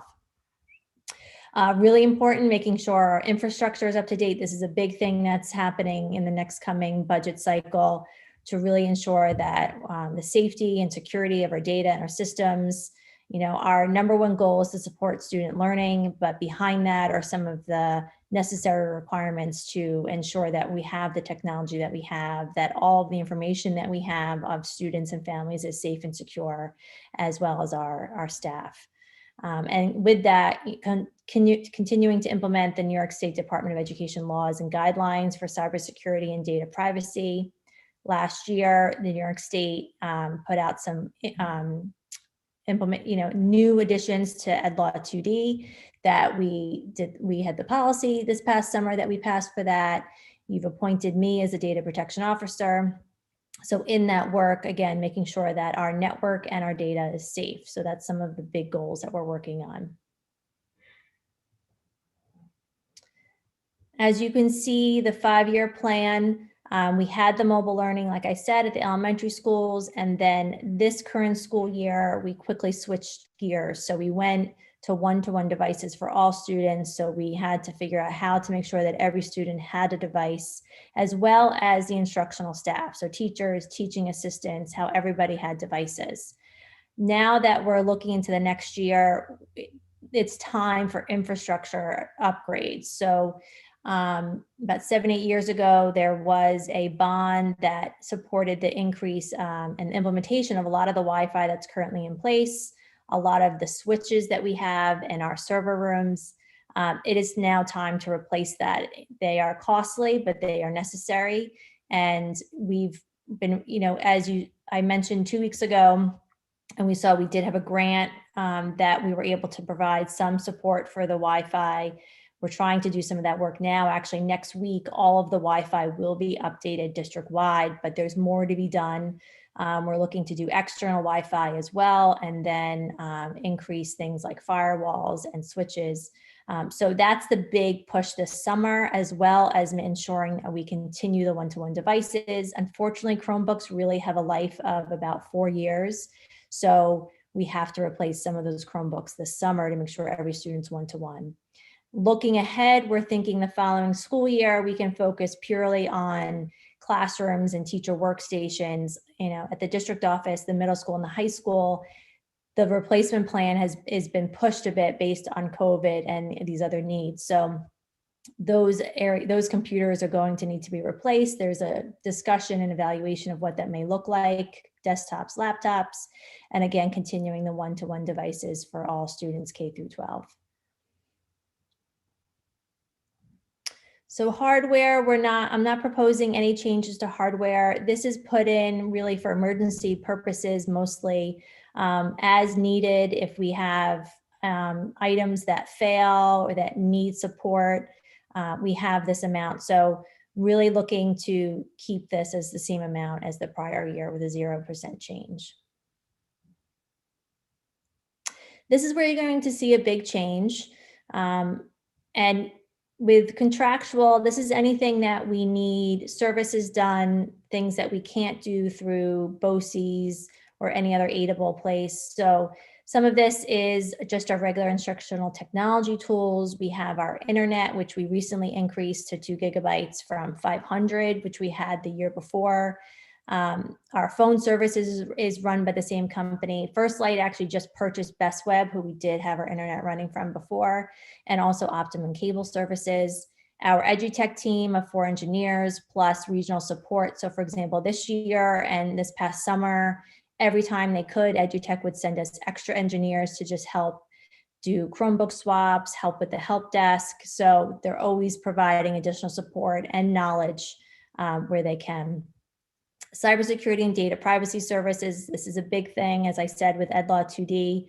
So some of this comes out of contractual. Some of this you'll see I was able to purchase some through the BOCES services, but this allows us to do phishing tests, internal phishing tests within our district, penetration testing, making sure that our networks are strong, making sure that, so this year I want to make sure that we can test how someone can get into our network from the outside, but it's also what happens when they are inside the network.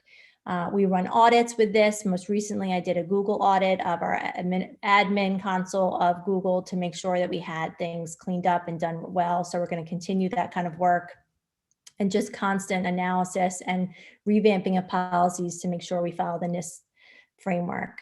Again, we have our firewall, our anti-malware, endpoint protection. We just implemented that mid-school year this year after seeing a lot of districts unfortunately have ransomware and attacks. So endpoint protection has been proven to be, it's costly, but it's really effective. It puts really a bubble on each machine that's in the district. So, but we have to pay per machine. So every laptop and every desktop. We do not need it for mobile devices like Chromebooks or iPads. And then also any of the network monitoring, we use this for internally, we're monitoring our systems, but we also have monitoring with GoGuardian for students, which the buildings use, teachers use. It's a way for us to ensure that students are using their district accounts appropriately. And if not, we're able to provide support. We have redundant backup systems in place. We have 2 of them, most importantly for Envision, our financial system. So God forbid something happens, we are able to go to those backup systems and recover our information. Infinite Campus is our student information system. So we have added just recently, and we're going to continue to support online registration, which has been really great. We just rolled it out about a month ago. So all those kindergarten registrations we're seeing are all happening online, and they're doing it through Infinite Campus. So any parent who already has a portal account is able to utilize that. And if not, they're able to create one using online registration. We are rolling out Backpack. Backpack is going to allow for all families to access information such as report cards. So rather than waiting for a report card to be mailed to you and then not having access to it again, you'll be able to go on at any time and see your students' information. Data tracker is something that came out of an audit the prior year, ensuring that any changes that happen with student data has really a tracking system onto it. So you can see anybody who makes changes, anything that's done. So that was something that was recommended by the auditors and that we have implemented. We also have ShoutPoint messaging system. That's those lovely phone calls and emails and text messages that we all were talking about before. We are looking at some alternatives. We do not love this system. It is a cheaper system for us, but we are looking at some alternatives that we think can give us more value all around to schools. So it's something I'm still looking into and having conversations with other vendors and other school districts for their recommendations. We have our asset and inventory management. So every single device we have, and this is again something recent that we just started and we're supporting. So we have our own internal system now. So everything that we own gets tagged with a barcode. We can scan it with our phone with an app. We know who it belongs to, where it's supposed to be. So that's been proving to be very helpful. We pay for printer fleet support. We're not printing as much, which is really good news. And we've been reducing as much as we can, but we do print. So we do have, we pay for guts to support our printers. This BOE filming and production. So all of these board meetings that we talk about, Greg does a phenomenal job. We do have to pay him for his great work. So his filming and editing of all of our meetings and post-production. And then installation is something that's a little bit higher this year because we are doing so much of the infrastructure replacement of, things like access points and servers and firewall that does require installation. So You'll see it increase right here because of a lot of those labor costs that go with that. I don't foresee that next year we'll see the same amounts because a lot of it will be desktops and Chromebooks, which is within the realm of our regular EduTech work. And then finally, all this expensive equipment and things that run the network, we need to make sure we have warranties on. So when things do go, we do have some protection. So we pay for that as well. So that there it is a 15% increase. It is large, but those are some of the reasons for those increases. So you'll see it. Wait, Lisa had a question. So I just was wondering one thing, what is the difference between the backpack program and what we get with Infinite Campus as a parent? You said it was a different way of providing report cards. We can always access those on Infinite Campus. I'm just trying to understand what the difference is between the So Backpack is new. So we're just learning about exactly how to onboarding it right now. And that's something that actually Carmen helps us with. And one of my EduTech engineers is helping us with as well. So it's an add-on to Infinite Campus. So all of the online registration, Backpack, and data tracker are all add-ons to Infinite Campus. So it enhances what Infinite Campus already offers. And it's going to save us as well, rather than, Margaret does a lot of mailings, paper mailings. The schools do a lot of paper mailings. Instead of doing that, people will be able to access the information online. Right. Is this, Laura, this is the program that would take the place of at least part of the contract we have with the RIC to get the test scores out to parents once they're received. Yep. So normally the RIC will do this for us and bill us a not inconsiderable amount of money. And this was a more reasonable way for us to do the same thing. Can I just, I'm going to jump into with this, that this will allow us to keep multiple years instead of, how you cannot access the report card after a certain period of time. We'll be able to house the report cards, progress reports for multiple years with this backpack. That'd be really nice, because I've always been a little bit frustrated if I don't get that report card printed by the right deadline, it disappears and I don't have access to it anymore. So thank you. That's really great. The other question I had is just to do with the one-to-one devices and what we're looking at for the fall. For the students who currently have devices, are we going to be doing a swap off of those? Are we going to just have them keep them for the fall with the seniors who are graduating? What are we thinking about with that? So the plan is to collect every single device in June, which will be quite an undertaking, but we managed to do everything we did last year. So we are going to collect every device. Last year we did not, because sanitary reasons, we just felt it was easier and safer for people to keep the devices they had, but we're going to be putting our devices on a more organized structure and schedule. We're still working out the details, but the thought being that we would assign students a device that they would have for 4 years. So once we bring all these devices back, clean them, get them ready to be rolled out again, make sure everything is in it has an asset tag on it and it's inventoried. We're thinking that, for example, a 5th grader would get a Chromebook that they would last them through 8th grade. A ninth grader would then also get a Chromebook that would last them through 12th grade. So they would be assigned that same Chromebook for those 4 years. We're looking at the elementary to identify whether we want them to go home with students or not, or stay in the classrooms, but with a similar model. So thinking that every year we would be replacing about 3 grade levels every year to keep that schedule going. It's a little bit wonky right now because we bought as many Chromebooks as we needed this year. And so now we're trying to match the models of the Chromebooks when they expire to specific grades. So that's going to be a lot of the work that we're going to do this summer. Corey, you had your hand up. Yeah, I just want to say thank you for doing this. We've been talking about this for a long time. And, I think it's so important for our technology to keep up with the times. And, kids learn from the usage of this technology, and we have to do our best to protect them also. And I'm just really happy to see that we're investing in this. So to me, the 15% isn't quite enough, but it's a good start. I'm trying, like I said, I laugh because I pay more attention to this budget than I do my own budget. And I'm constantly trying to crunch the numbers, and I'm going back and forth with vendors to say, do you really need to charge us for this many licenses? Can I get it for this? So I'm trying to save us as much money as possible while ensuring that we're doing the right thing. And that was a recent conversation with a vendor that we're thinking about for the penetration testing. And really, we want to make sure what we purchase, we're going to also be able to utilize. So if we get pen testing done, I want to make sure I have the support to utilize whatever suggestions they make, based on that analysis. Right. So maybe I do some of that now, and then the following year we pay for some more remediation work. So really just trying to parse it out.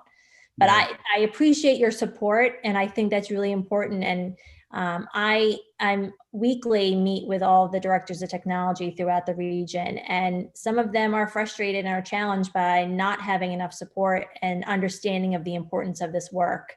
And I think you as a board have continued to support us, and it's important.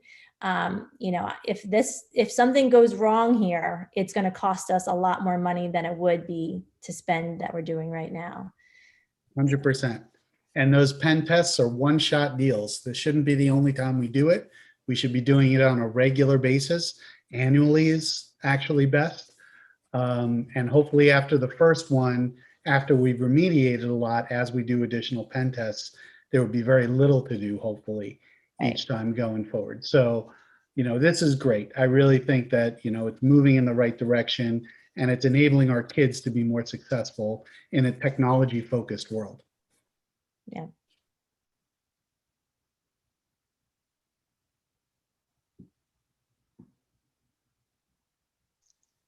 Looks like that's it for now, Laura. We can continue on.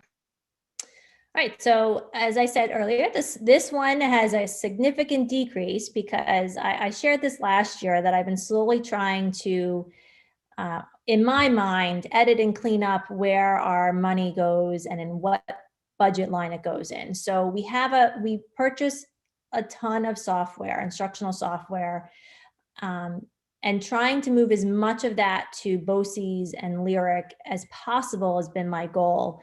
One, because it saves us money. We get money back on this. It's aidable.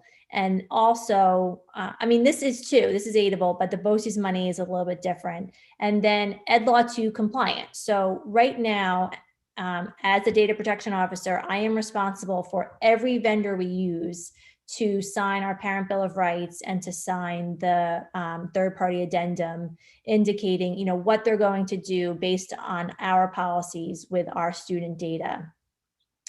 It is quite time consuming to do that with every single vendor. So it's vendors we pay for and also free vendors. But anything we pay for, if I purchase it through BOCES and Lyric, not only is it aidable, but also they take care of that for us, and they ensure that all of these vendors are Ed Law 2D compliant. So it's very important. So I work with Putnam Northern Westchester BOCES. We're part of model schools there. And then also anything else that we can't get through model schools, we go through the Lyric. And so that's just it makes me feel a lot more secure about everything that we're doing and what we're buying and the things that we're putting our student information into. So there's a lot that I'm not purchasing anymore through this code, because if we go to the next slide, you'll see that I'm purchasing a lot through BOCES and Lyric. So a lot of it's broken down really into instructional technology tools. So these are the tools that teachers are using. ClassLink has been something we rolled out this year where, students have one place to go to sign on to all of their apps that they need with their teachers.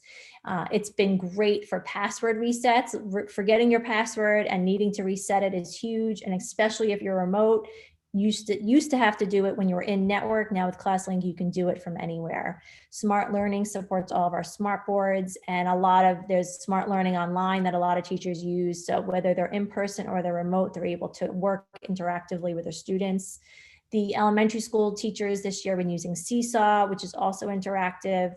All the teachers have been loving Edpuzzle. Kami has been great, a simple tool that allows you to annotate onto PDFs and respond right away. It integrates into Schoology at the high school level, so they've been loving that. Google now Google Enterprise was Google Suite for Education. Now it's Google Workspace for Education. So they changed the name on us. So that is how we pay for a lot of our Google services, including Google Meet and all the resources that come with that. We have a small number of licenses for Zoom, for board meetings, for principals. Specific people have access to Zoom. That's for when we have really large presentations, and then things like Adobe and Microsoft, which previously we were purchasing directly through another vendor or directly through that vendor, but now we're able to purchase them through BOCES and Lyric, which that's a new thing this year. Instructional software, this is something that I work really closely with Margaret with. So I manage the purchasing of it, but Margaret really looks at the nitty gritty of what teachers are needing, because these are supplements to the instruction that's happening every day in the classroom. Some of these things are BrainPop. We also have BrainPop Junior, Learning A to Z. So if you see your students being assigned any of this work when they're home, you'll see a lot of this work happening. iReady, Newsella, iExcel. ESGI is something the kindergarten and first graders have been using. And then we also have a plethora of frontline, but frontline RTI specifically is used to identify students that may be at risk within the district, within the buildings. Again, library services we purchase through BOCES. Again, this is something that Margaret is working on in tandem with me and looking at the numbers. We talk to the library media specialists. We really say, are you using this? Do you need this? And trying to make sure that if we are using it, we have the support so the teachers know to use it and take full advantage of it. As I said, we use Frontline a lot. So Frontline Central, we rolled out last year, not knowing COVID was coming, but my gosh, I'm so glad we did, because we were able to do all of our human resources work virtually online. We used to have to come to the office, fill out paperwork, scan stuff, email stuff, come back to the office again. So we were able to do all of our hiring through Frontline Central because we had the system already set up and in place. So every time we hire a new teacher, we onboard them through that process, and then they're linked to all of our systems. ASOP is how our staff identify if they're absent, how we fill those absentees with substitute teachers. Frontline Professional Growth is where we manage our teacher evaluation system, as well as all the professional development that Margaret, Lisa, and I offer, or our own teachers offer. They utilize professional growth to run these courses, manage attendance, manage records. So that's something we brought on last year as well. OLAS is where we post for any vacancies. Whenever we have any positions that need to go out and we're trying to hire, we use OLAS. We have GCN for all of our mandatory training that all staff must participate in, and EAP has been a really great tool, especially this year. It provides a lot of services, whether it be financial or social and emotional needs for our staff.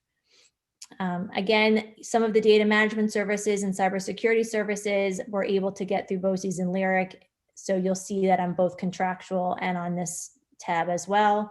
We purchase our website, which is hosted by Blackboard. So we purchase that through BOCES, and our school messaging system, as I mentioned before, also is partially coming out of this budget.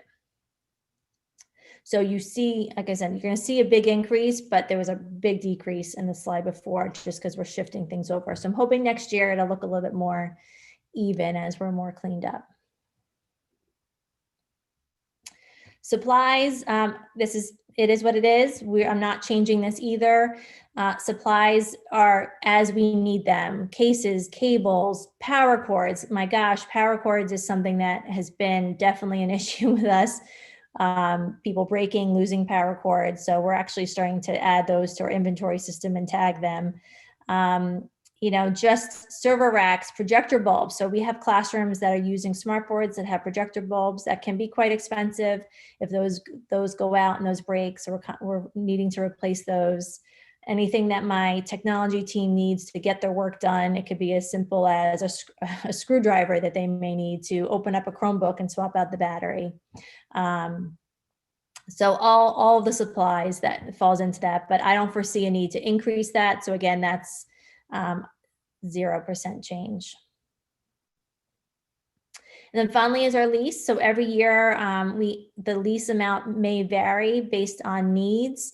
As I said earlier, we're going to be focusing on all the upgrades to the infrastructure and the Wi-Fi. So some of that is the switches, UPS, internal and external access points, our firewalls, and our server hardware. There was a lot based on the construction that happened this past year. Our main server room had a lot of construction done to it. So, we've been tweaking and improving that. And now we're going to be able to finalize a lot of that this summer with some of these new purchases. So this is the overview.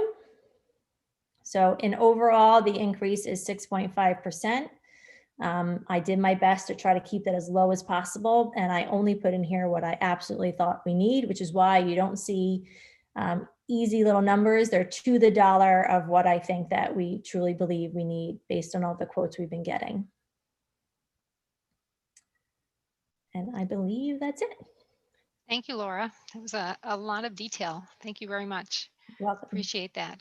Does anybody have any questions?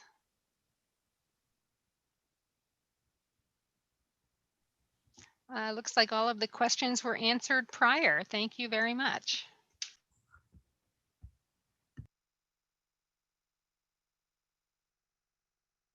All right, so that brings us to the end of our presentations. Before we start our audience comments and our discussion for our board comments, I am going to ask if we would like to do a 5-minute recess for a drink of water, stretch your legs.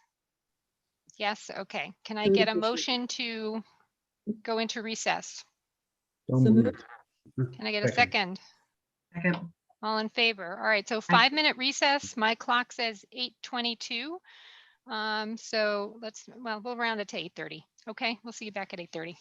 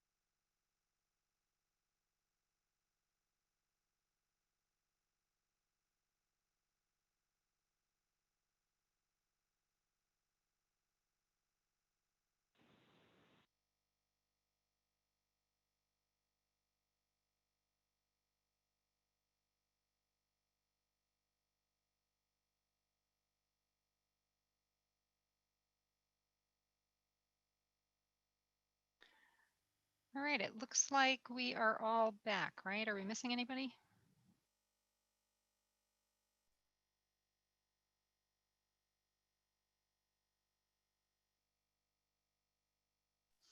All right, welcome back. So this is going to bring us to our audience comments section. Before we do that, I just want to remind everybody that trustee ballots are available. There are 2 trustee seats up for election this year. Carmen, when are those petitions due back by? April 19th, Carol?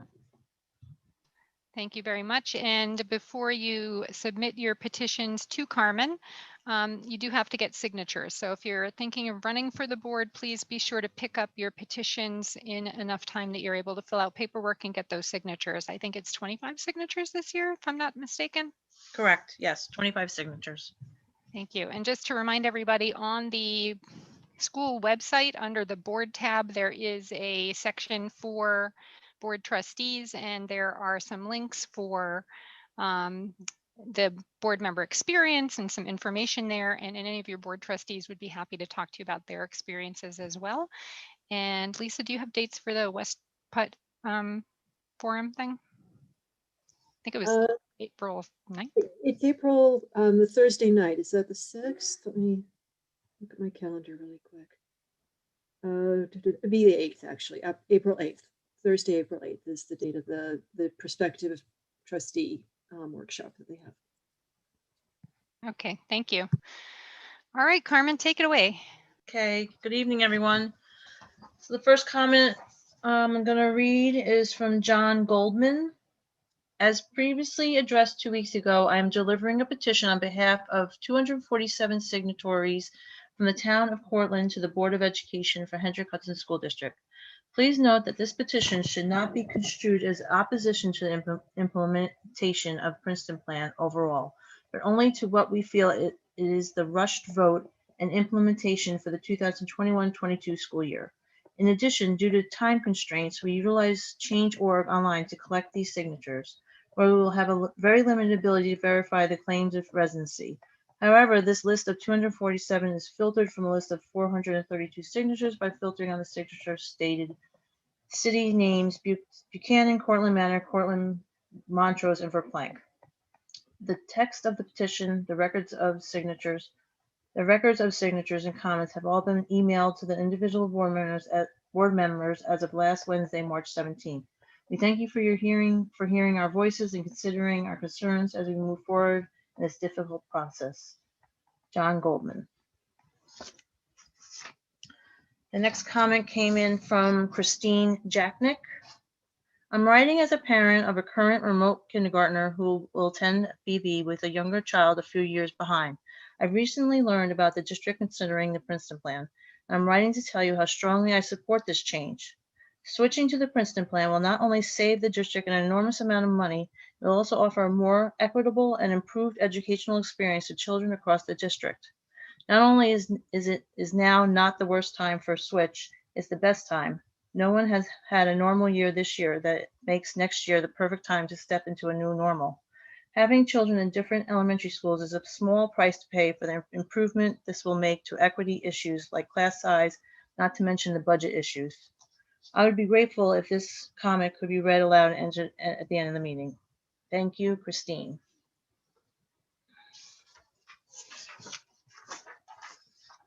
The next comment came in from Kara Fravor. I'm writing to support our district adopting the Princeton Plan for the fall of 2021. I would like this message to be read at the end of the evening's meeting if possible. I support the Princeton Plan for many reasons. The cost savings are prudent and important. I don't want my taxes to rise, but it's clear that that's inevitable. And this plan mitigates some of that possible rise. Far beyond dollars and cents, I believe that we should dismantle a system that is furthering disparities between 3 elementary schools in our district. Our current system may leave children with fewer financial resources less prepared to succeed in middle school. A strong supporter of public education, I believe that gaps based on income are inexcusable and not the vision of equity that I want my district to represent. I trust that you will figure out how to change busing and libraries and teaching schedules. I've been inordinately proud and grateful for the hard work of the district, school administrators, and teachers to keep our kids learning safely in person during this unrelenting and difficult year. I've been amazed by the capacity of my son and other kids to learn new rules and new platforms and a new way of life. I believe changing schools would barely register to him, given how much he's adapted to in the last year. Given the changes and settling we'll need to do in the fall anyway. September of 2021 seems like the perfect time to enact this change to the Princeton plan. Thank you for your time and for acting in the best interest for all the students in our district. Kara. The next comment came in from Rachel Fenty. I'm writing to not only share my support for Princeton plan, but to ask that we do not delay this any further and move forward with implementing it for fall of 2021 in order to provide reasonable and unbiased interventions to catch up all of the other students that have fallen behind during COVID. When my 6-year-old neurodiverse son would have to ride the bus from Verplank to Furnace Woods, I was never concerned with the bus ride across town. This is how it is. Why is it okay for our most vulnerable population to take these long bus rides most of the time without monitors unless they are physically diverse, but not okay for our general education students? Having the unique experience of having kids in 2 out of our 3 elementary schools, I have firsthand seen the disparities between the schools. Access to enrichment, equity in class sizes, and the balance of diversity should be the only thing considered when considering Princeton plan. If your concern is losing a neighborhood school, you should shift your mindset and celebrate a community district and just how empowering it is that we are all sailors and sailors weather all storms. Then we received some emails from tonight, so I have to get to those. I'm sorry, I have to log over. It's quite all right. Take your time, Carmen.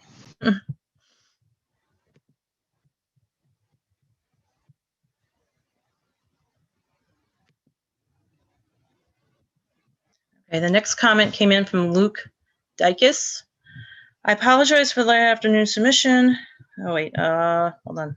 Dear Board of Education, I plan to swallow my dislike of the limelight and speak at tonight's public hearing, but it's not clear where I'll be for work. It seemed better to contribute thoughtful input via email than distracted live input on a phone from a work location somewhere. I hope that was the correct choice. I've attended or watched on replay all 6 of the administration's Q&As in the last week, the BVPTA Q&A Monday, and the middle and high school PTA Q&A last Tuesday, not to mention nearly every Board of Ed meeting in the last couple of years. I've read the consultant's report, the full SWOT report, all the studies on the HH page, and several more found elsewhere. I've talked with teachers, administrators, and even Ms. Gillio to try to wrap my head around what the actual honest weaknesses of this proposal are. I understand the gross limitations of using state testing as a benchmark, but I also am hearing very clearly from alums, parents, teachers, and administrators that the massive imbalance that seems obvious to me,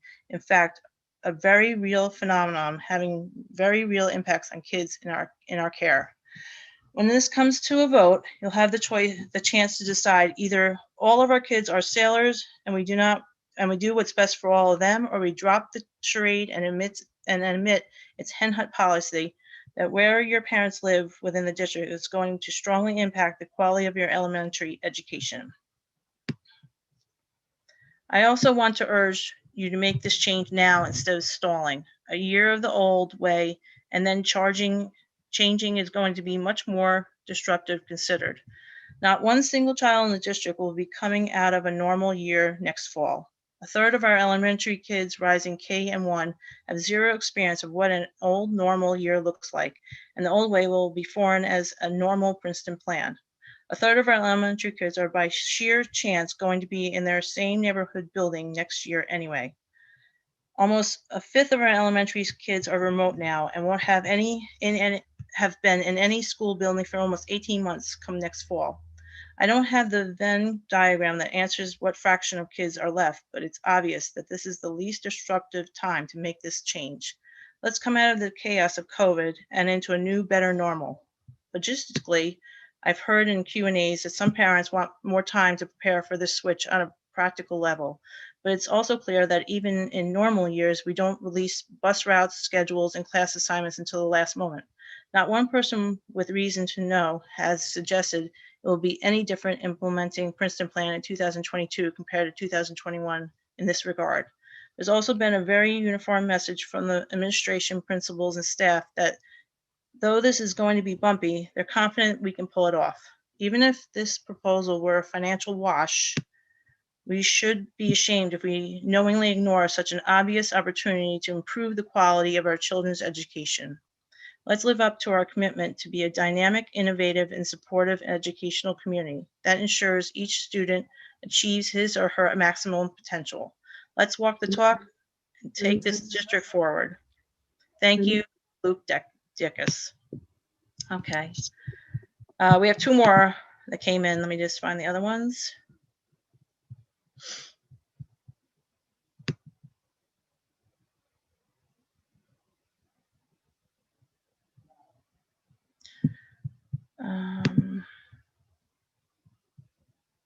This came in from Linda McCann, who spoke earlier.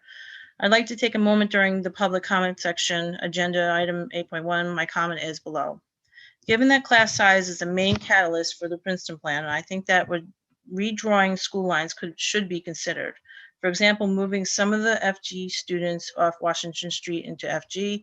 This would help mitigate class size, increase, decrease, eliminate the 30-40 minute bus ride for younger students, and allow neighborhood schools to remain in place. And then the next comment came in from Linda Curry. Hello, I would like to express my wholehearted support for the implementation of the Princeton Plan for the 2021-22 school year. My children are fourth generation Hendrick Hudson students who currently attend Buchanan Verplank Elementary School. The potential restructuring of this district through the implementation of the Princeton Plan will allow the entire community to come together as one. We can be one united district with one goal, providing quality education to all our children. All our children deserve access to the same level of education as their peers in different zip codes. While creating schools that specialize in the grade levels, students who may be struggling academically may be identified sooner due to the access to grade level collaboration. This will allow for very specific targeted interventions that will increase the likelihood of skill mastery while working together with their grade level colleagues and best practices. Historically, BB zone students have traveled on the bus to BMS without question. If moved to the Princeton Plan model, all students will share the same impact of bus rides durations, as they will be visiting all the schools throughout the entire district. Not only will this create an equitable opportunity for all students within the district, this will allow students to have access to all their grade level peers and have more opportunities to create long-lasting friendships without the negative connotations that still exist within this community due to what elementary school you attend. Thank you for your time and consideration throughout this process. Lindsay Curry. And those were the board comments that came in today. And we will put them into the minutes for the next board meeting. All right, thank you, Carmen. So that brings us to our board comments and new business. Does anybody have anything before we get to our discussion? All right, so this evening I would like to give everybody, all of the board trustees, the opportunity to make any comments they wish to make without interruption from any of the other trustees. To start off with, we'll go kind of around the circle.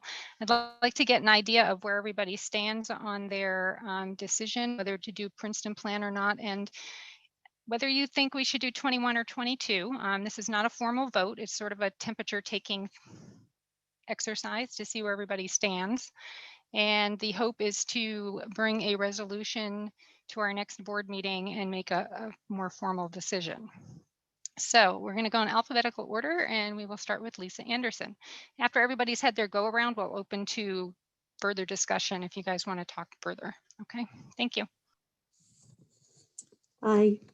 I wanted to begin my comments tonight by thanking the many members of our community who have written letters to the board and who have participated in the district and PTA forums, and to the members of the Princeton Plan Stakeholder Committee who gave of their time, their efforts, and their hearts to dig into what the strengths, weaknesses, and opportunities and threats were for our district in restructuring our 3 elementary schools from a neighborhood model to the Princeton plan. I've taken my responsibility as a trustee in this discussion very seriously, and it has weighed heavily on my mind throughout the whole process. I've personally read and reread every letter that was submitted to the board and every comment that was made during the public portion of our board meetings. We have made certain as a board that there were at least 1 or more board trustees at each of the public and PTA forums. When we haven't been able to participate live, many of us have watched the video recordings afterwards. I'm saying this because I want our community to know that you have been heard. I think it is fair to say that the consideration of the Princeton plan has resulted in more letters, discussions, and comments than anything I have seen in my almost 14 years in this district. And with good reason. The adoption of this model would have far-reaching and long-term consequences to our district. As a mother of 5 children, 2 of whom are still in this district, I understand and relate to the difficulties families experience managing multiple buildings and juggling involvement in your children's classrooms, their events, concerts, parent-teacher conferences, and bus pickups and drop-offs. I also understand how strongly parents feel about their own elementary school, given my involvement in Furnace Woods. However, as a former PTA president, I've also seen the differences that result when one school can raise more funds for cultural enrichment programs, school assemblies, author visits than another. I've also observed my own children's transitions to middle school and how hard it can be to expand their circle of friends when there is a familiarity already with an established group. So while I understand the difficulties and major changes the Princeton plan presents, I feel it is the best way to move our district forward in light of our current fiscal situation and changing demographics. To manage through the closure of Indian Point, we are going to need to make difficult decisions in our community. The longer we wait to start, the more drastic the decisions will need to be. Neither the pandemic nor the upheaval it has created will buy us more time, nor reduce the fiscal impact on the district. In fact, it has exacerbated it. I believe this is the beginning, not the end of the difficult decisions we are going to need to make. Alternative income streams may be found, but we cannot rely on them until they materialize. Until then, we are forced to consider every available means to reduce costs while preserving and hopefully even improving the educational experiences and outcomes for all of our children. I have heard some say that the cost savings projected by the implementation of the Princeton plan aren't worth the impacts of this change. While recognizing the significant loss of staff positions, the longer bus rides, the hardships some families may face, I respectfully disagree. Where else can we cut $2 million from our budget? I don't see any other viable alternatives that won't result in a significant decrease in the quality of education we are providing our students. A $2 million budget decrease is significant. The fact that we can reduce $2 million from our budget without cutting programs, while also providing greater equity and unification in our district, makes this change absolutely worth it to me. With regard to whether I would move forward with the reorganization this fall or in 2022, I am leaning toward implementation this fall. I recognize the difficulties this quick change will present for our families, and I have heard the pleas for more time from some of our parents. However, I believe that prolonging the switch will not make this change easier in the long run. Thank you. Thank you, Lisa. Mary Pat, you're up next. Okay. Can you hear me? Yes, we can. Thank you. Okay. I understand the financial implications. Clearly I've been on this board for 15 years, and the Princeton plan has come up at least in the amount of time that I've been in the district and on the board. This is I think my 3rd go around with the Princeton plan. And I do understand the financial implications, particularly now. But I look at it a different way. To be honest, our ultimate responsibility here is to protect the kids' education and to give them the best possible education that they can have.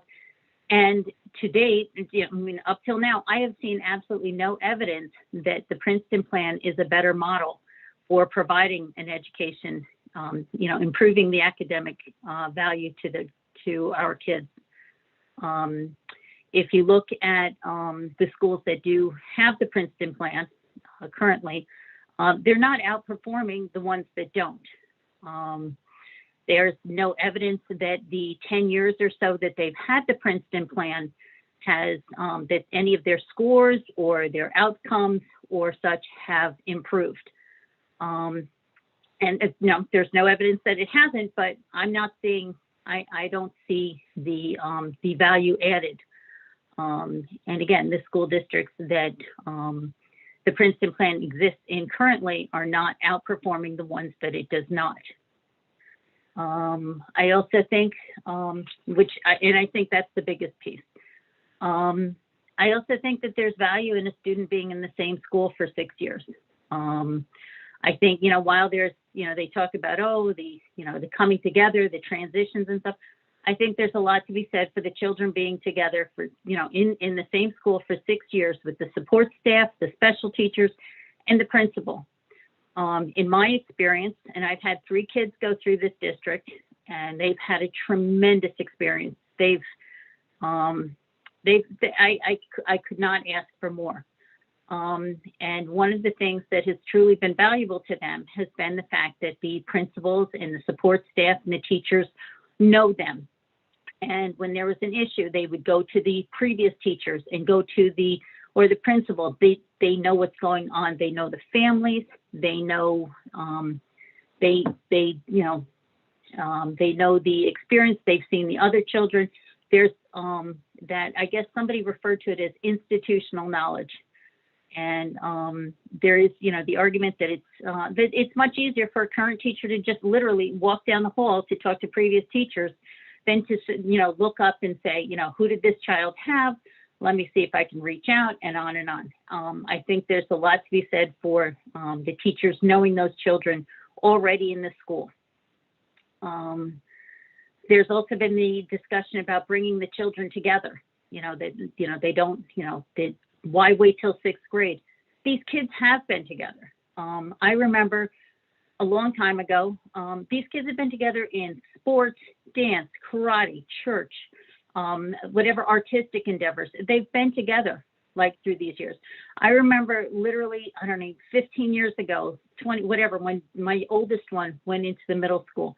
And I remember him coming to me and saying, Mom, what if I don't know anybody? What if I don't know anybody?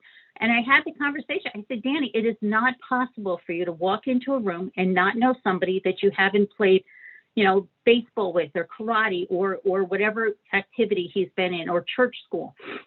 And he came back, and I remember this. I remember he came back and he's like, I knew everybody. He goes, it was no problem at all. So, and as he went through like middle school and stuff, by the time he got to, the end of 6th grade, he had friends that were from all 3 schools. So I don't think that there was never a question of like, oh, he's from BV, oh, he's from Furnace Woods. There was never that thing where they, any child was not included because of where he went to school or she went. I also believe that the Princeton plan will make parental involvement more difficult. You have a lot of parents who are involved in the PTAs, going back and forth to schools. If you have even a parent who only has 2 children, and some have more than that, and they're, going between, school, Frank G to Furnace Woods to BV to get these kids to where they need to be, they're not going to, they simply don't have the time to commit themselves fully to the school that they're, to each school. So it's going to be, every school is going to get bits and pieces. So, and I think it's going to make it far more difficult for the parents as well. I also do agree that the amount of time on the bus, you talk about it not being a big deal, or, like, oh, these kids are doing it in high school. There's a big difference between 5 and 15. And the amount of time that the younger ones are on the bus, right, to send a child from BV up to, Furnace Woods, and with all the stops in between, it's a lot, or Furnace Woods down to BV. It's a lot. These kids are going to be on the bus for 45 minutes. And to suggest that given that kind of time, like an hour and a half, an hour to an hour and a half a day, for these kids being on the bus to not expect behavioral problems, I think is just being, you know, irresponsible, because there will be. There's just no way that these kids, they're not going to sit here and play on their phones or chat quietly. They're not. They're wound up. They're exhausted. They're doing all the things that, you know, they're 8 years old, and they're going to be doing. It's going to be a difficult. It's going to be very difficult to have kids on the bus for that long. I don't think there's going to be. If you can look at how it is, I don't know, quote unquote, environmentally. But I think driving the buses all over, you know, all over the district over and over, I think over time will also increase our costs there.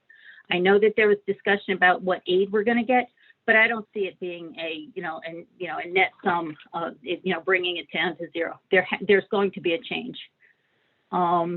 Looking at the SWOT analysis that was provided, the strengths and weaknesses, those will exist no matter what the school, whatever the structure winds up being. But I think some of the threats and some of the opportunities, I think, are somewhat overstated, or again, not necessarily accurate, because you do talk about the kids being brought together. They're already together. Again, think about your own children. They have friends in every other school because of the activities that they've been involved in, and that happened even at a young age as well. I think that there's value in looking at some other alternative. I think there's got to be another way besides the Princeton plan to save some money. I think that there's. I don't think those other options were explored. It seemed to be an either or, like, oh, here's the Princeton plan. There was no other alternative that was suggested, and I think that would have been helpful to have not just either or. I think that there are other possible cost savings that can be taken without going, making such a huge change to our district.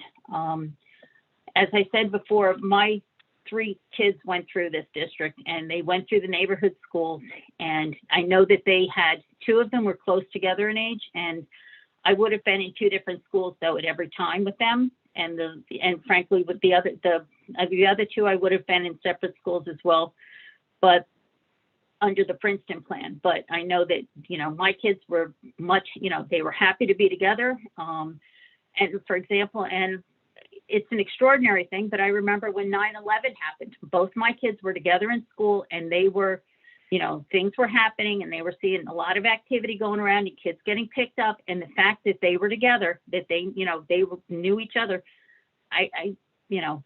that matters.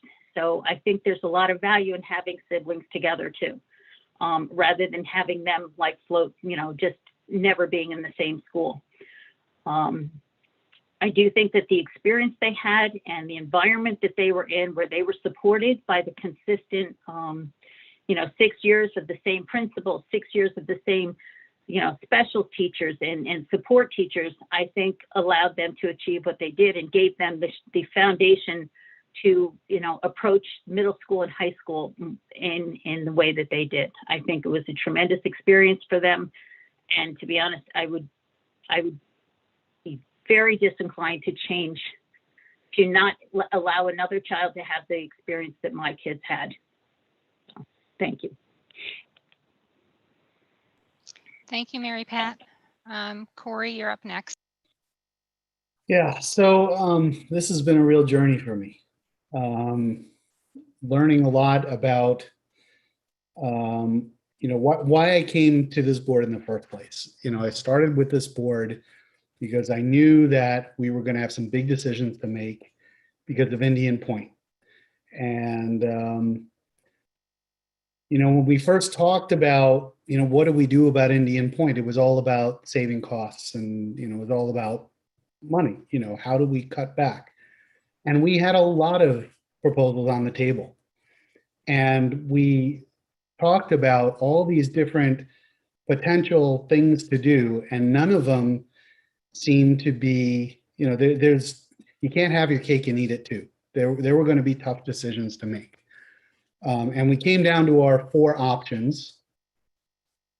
which, you know, talking with external experts and other people, and I learned a lot about, you know, what choices we had to make and what the Princeton plan was all about, because it was new to me. You know, I grew up in neighborhood elementary schools. And we talked to the community about, you know, we have to do something because of the loss of revenue. Now, because of the great work of the administration, we don't have as big a loss of revenue as we originally did, but it's still incredibly significant. So we still have to do something about it. For me, it was originally about cost, and is it worth it from a cost perspective to change around our education system like this? As I learned more about the Princeton plan, I learned it was a lot more about equity. It was a lot more about social implications for children and having an expanded social circle. And to me, the decision is no longer primarily about saving funds. I mean, obviously, we need to, and $2 million is a lot of money to save. And there has been no good other proposed solution to save that much money that wouldn't impact a student's educational experience as much. I mean, the only way to save $2 million is to do some pretty significant things that are much more significant than the Princeton plan to student education. So for me, I think about the equity. I think about the community on the whole too. There are a lot of people in this community that don't have kids in the schools that also need to be represented and thought about. I've read all the emails. I've talked to a lot of parents. I've listened. You know, I've attended the meetings. I've posed some really hard questions to the administration, challenged them on quite a few things. There are still some answers that I would like to get, but they're not going to be as impactful to the way I'm leaning. I've been on the fence for a long time, but I am leaning towards implementing the Princeton plan because there are more benefits, I think, for the students and the community on the whole versus status quo. We can't manage with status quo with everything that's happened. Then the question about, well, do we do it in 21 versus 22? And I wonder, you know, if we don't do it in 21, the kids come back, they come back to the schools the way they were before, and now a year after, you're going to have to put them through that all over again. You know, I can't get my arms around doing that to them twice. If we are going to do the Princeton plan, I think it needs to be done in 21. And I think that the administration needs to come up with a really good plan on how they're going to help the children through this, prepare them for the new system and the new schools, have the staff support there for them, and just make sure that the plan is really detailed and very focused. And the communications have to be significantly better than we've had to date. You know, I hear about a lot of parents now saying, you know, this is the first time I've heard about this. I believe it's been talked about since 2013, and I've heard it in all these meetings for years now that we've been talking about this. I think there is no better time to implement the Princeton plan than now. And in addition to that, while we're doing that, I think we absolutely have to consider later start times for the high schools. If we're going to do this, let's do this, right? Let's not, you know, let's not do 50% of it and then put the kids through it again. You know, if we're going to say we want to do later start times for high schools, let's do that now too. Let's get the bus routes right. Let's get the kids prepared for this. Let's give them enough time. Let's get the parents prepared. There are a lot of implications and there's going to be a lot of pain. We knew there was going to be a lot of pain when Indian Point was shut down, when we found out about that. So the question is, what is the pain that is most manageable? So there is no happy medium. There is no, as I said before, have your cake and eat it too. We have to make a tough decision. And as much as I would love to keep things the way they are and have our financials be fine, and have equity in our systems and give all kids the same opportunities across the district, I don't see how we can't do this. So that's where I stand. Thank you, Corey. Bill, you're next. Thank you, Carol. I appreciate all the comments that we as the board have received from the community. We appreciate the input.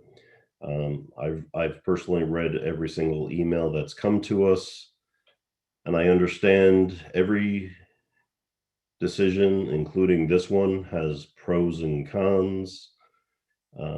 Originally, the Princeton plan was brought up as a cost savings, and I knew what the Princeton plan was. I've been on the board for a long time, and I knew what it was, and we brought it up this time as a thought for cost savings for Con Ed. But like Corey, my feeling has changed to not just a cost savings, that this makes more sense regardless of the cost savings or not. If it was a break even, it still makes sense.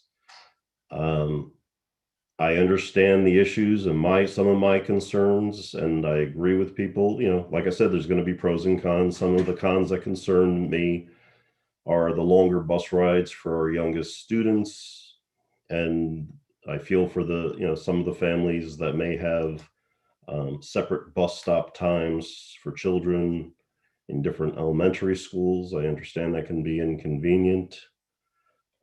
We as a board and as a community need to represent all the district residents, not just the ones with students in the district.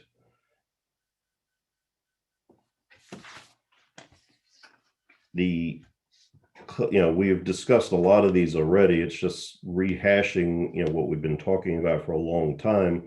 Class caps are not changing. It's just going to create equity within class size by having entire grade classes at a similar size.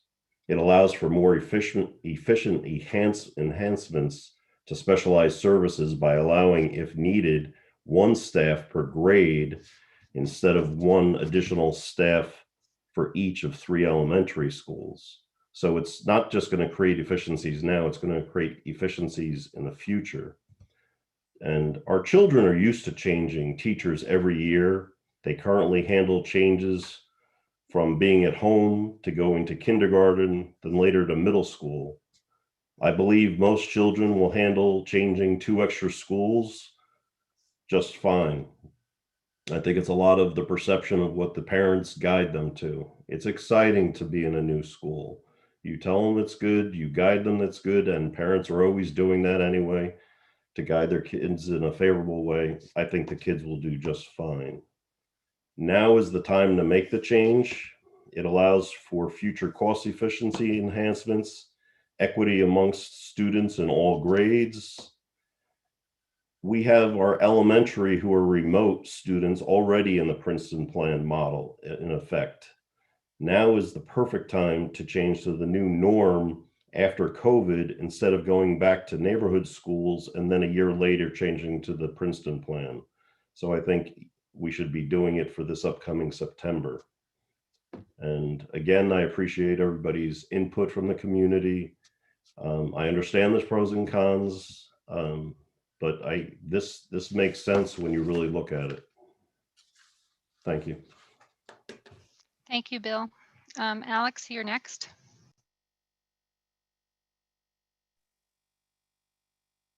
I'm grateful to everyone who has taken the time to share their thoughts, concerns, and questions. While this decision feels divisive and strong opinions are held on both sides, the discussion has been civil and construction, and I hope community members will continue to stay engaged as we move forward, regardless of the decision about the Princeton plan. Reorganizing our elementary school model has been discussed and rejected in the past, But with the loss of the Indian Point pilot and changing demographics, we have started the conversation again to evaluate whether this would be a good option for our school community now. I take my role as a trustee very seriously and carry the weight of being your elected representative in this important decision. As a new trustee, I quickly learned that I don't have 2 children in the district. I have 2,300, and I'm not one voting taxpayer. I'm one of 14,000. Our charge as trustees is to represent the entire community, all students, staff, and taxpayers. With an open mind, I have read the SWOT analysis, read over 60 emails from community members, listened in on over a dozen PTA meetings and public forums, carefully considered all of the public comments made at recent board meetings, and completed hours of research. Ultimately, if my recommendation or the board's final decision does not align with your opinion, it does not mean that we have not listened to your concerns. Our job is to look at the big picture and make decisions on behalf of the entire community and their varied interests. When my community moved to this district, we looked at houses all over the county, but chose Hen Hud for its high quality educational and extracurricular programming, diversity, and affordability. 3 factors that are unmatched in other Westchester communities. As a trustee, I'm committed to keeping our school district a place where other families want to live, and am therefore in favor of reorganizing our elementary schools into the Princeton Plan. It offers many, many opportunities. It reduces our tax burden without eliminating programs. It's fiscally responsible. I worry about the threat of a failed budget if voters feel we have not done all we can to reduce taxes.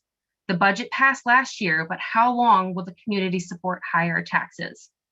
A contingent budget under the status quo plan would mean eliminating more than twice as many positions than a move to the Princeton Plan would. The Princeton Plan creates an equitable distribution of resources, supporting students with what they need, using targeted academic and social emotional learning groups where support or enrichment is needed. It keeps our IT students with their grade level. The Princeton Plan celebrates our diverse community as an asset. Rather than just teaching students a lesson about diversity, wouldn't it be more valuable to create inclusive programs where students, staff, and families can learn from one another? It offers the ability to deliver age and developmentally appropriate programs with concentrated resources like professional development, libraries, and whole school initiatives. It offers enhanced teacher collaboration, which can allow staff to create innovative programs that all students will benefit from. Long-term, I do think that there is an opportunity to create programs that Hen Hud could not otherwise afford to. But I do not support reinvesting cost savings into new programs during this first year of implementation. Those programs would need an in-depth community conversation about what we value and what programs we should invest in. I've also heard from the community about the potential threats, and I hear these concerns. But a reduction in staff is not a reduction in services. No programs will be cut. Parents are worried about frequent transitions, that a lack of consistency could lead to anxiety and lower student performance.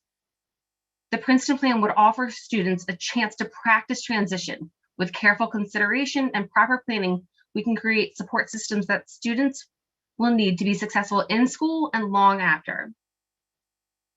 There's no major construction that needs to be update our buildings for specific age group. I've heard from some people that the tax savings just aren't worth it. But then I've heard from lots of other citizens the exact opposite sentiment. As trustees, we don't know who or who cannot afford a tax increase. What's tolerable or acceptable to one family might be devastating to another. Parents are also worried about class size increases. And while I will not argue with the academic benefits of smaller classes, the Princeton Plan offers increased social opportunities and would provide principals more options for better student and teacher placement. I will not belittle the sentiment from parents of younger children and their logistical concerns. But let's take time to learn from other parents how to make this challenge manageable. Some current Hen Hud parents already have children in multiple schools, and other districts use the Princeton Plan model. We can learn from other parents' successes and how to implement these changes. Nor will I trivialize the loss of community some families would feel. Yes, there will be a loss of the community you know and love, but there's also an opportunity to create a bigger, better community with new friends and school traditions. I found this sentiment most notable in the letters that we received from parents of older students who have already made the transition from elementary to Blue Mountain and high school. They've shared their experience and feel that the Princeton plan would actually enhance our sense of community. Parents are worried about communication between schools during transitions and monitoring student progress over time. I think it's an opportunity to investigate and make sure that we're using correct data management systems and creating systems for teacher communication. One of the loudest arguments I've heard against Princeton plan is the long bus ride times for our smallest students. We already have several dozen students taking longer bus routes if the special ed program they need isn't offered in their home school. With time, we could explore the feasibility of some options that the community has suggested, whether it's capping travel times, adding monitors we're needing, or having neighborhood pickups. Lastly, I have heard, is the Princeton plan or status quo a better academic model? There's no research to support either academic model. The Princeton plan started when the district wanted to examine options to reduce our tax burden after the loss of the Indian Point pilot. After thoroughly researching the issue, I've also learned of the educational opportunities that the Princeton plan could offer our students. While a change in our educational model does not come without challenges, I feel with proper planning, a move to the Princeton plan offers our entire community a win-win scenario of reducing our school taxes and creating a more equitable and robust educational experience for all students. My initial thinking was implementing the new plan starting this fall would realize our tax savings because the kids haven't known a normal school year in over a year. But after careful consideration and reading letters from the community, I'm now recommending that we wait until September of 22. Mostly because it's not clear what the school landscape will look like due to the pandemic, but it also provides us the gift of time. Time for our administration to come up with a detailed plan that addresses the threats documented in the stakeholder SWOT analysis and community concerns like the logistics of before and after care and transportation. Time to create a self-evaluation process with goals and metrics to determine if our transition is successful. Time for PTA reorganization. Time for staff to prepare and receive professional development. And it also may allow for more natural attrition to occur within our teaching staff that would hopefully reduce the number of positions that we would have to eliminate. Lastly, I hope to see the transition plan that will include a well-rounded team, including administration, teachers, parents, and board trustees, a detailed timeline so parents know when and how to expect information, ample opportunities for public question and answer and parent input, professional development for staff, school visits, and teacher meet and greets for students. A move to the Princeton plan offers an opportunity to recreate our district, combining our existing best practices with a wish list of programs and initiatives that will have positive impact on our students' careers and life after graduating from Penn Hud. This is a chance for parents, administration, and staff to collaborate and dream big to see what is possible. Thank you, Alex. Lori, you're next. I'm not following that. That's a It was joke. really good, wasn't it? That's a joke. I'm really not following that. I have listened to everybody. I have read all the emails as well. I have been going around neighborhoods for other reasons and have listened to people without children in our district. And I hear everybody. I hear the desperation in people's voices. I hear the hope in people's voices.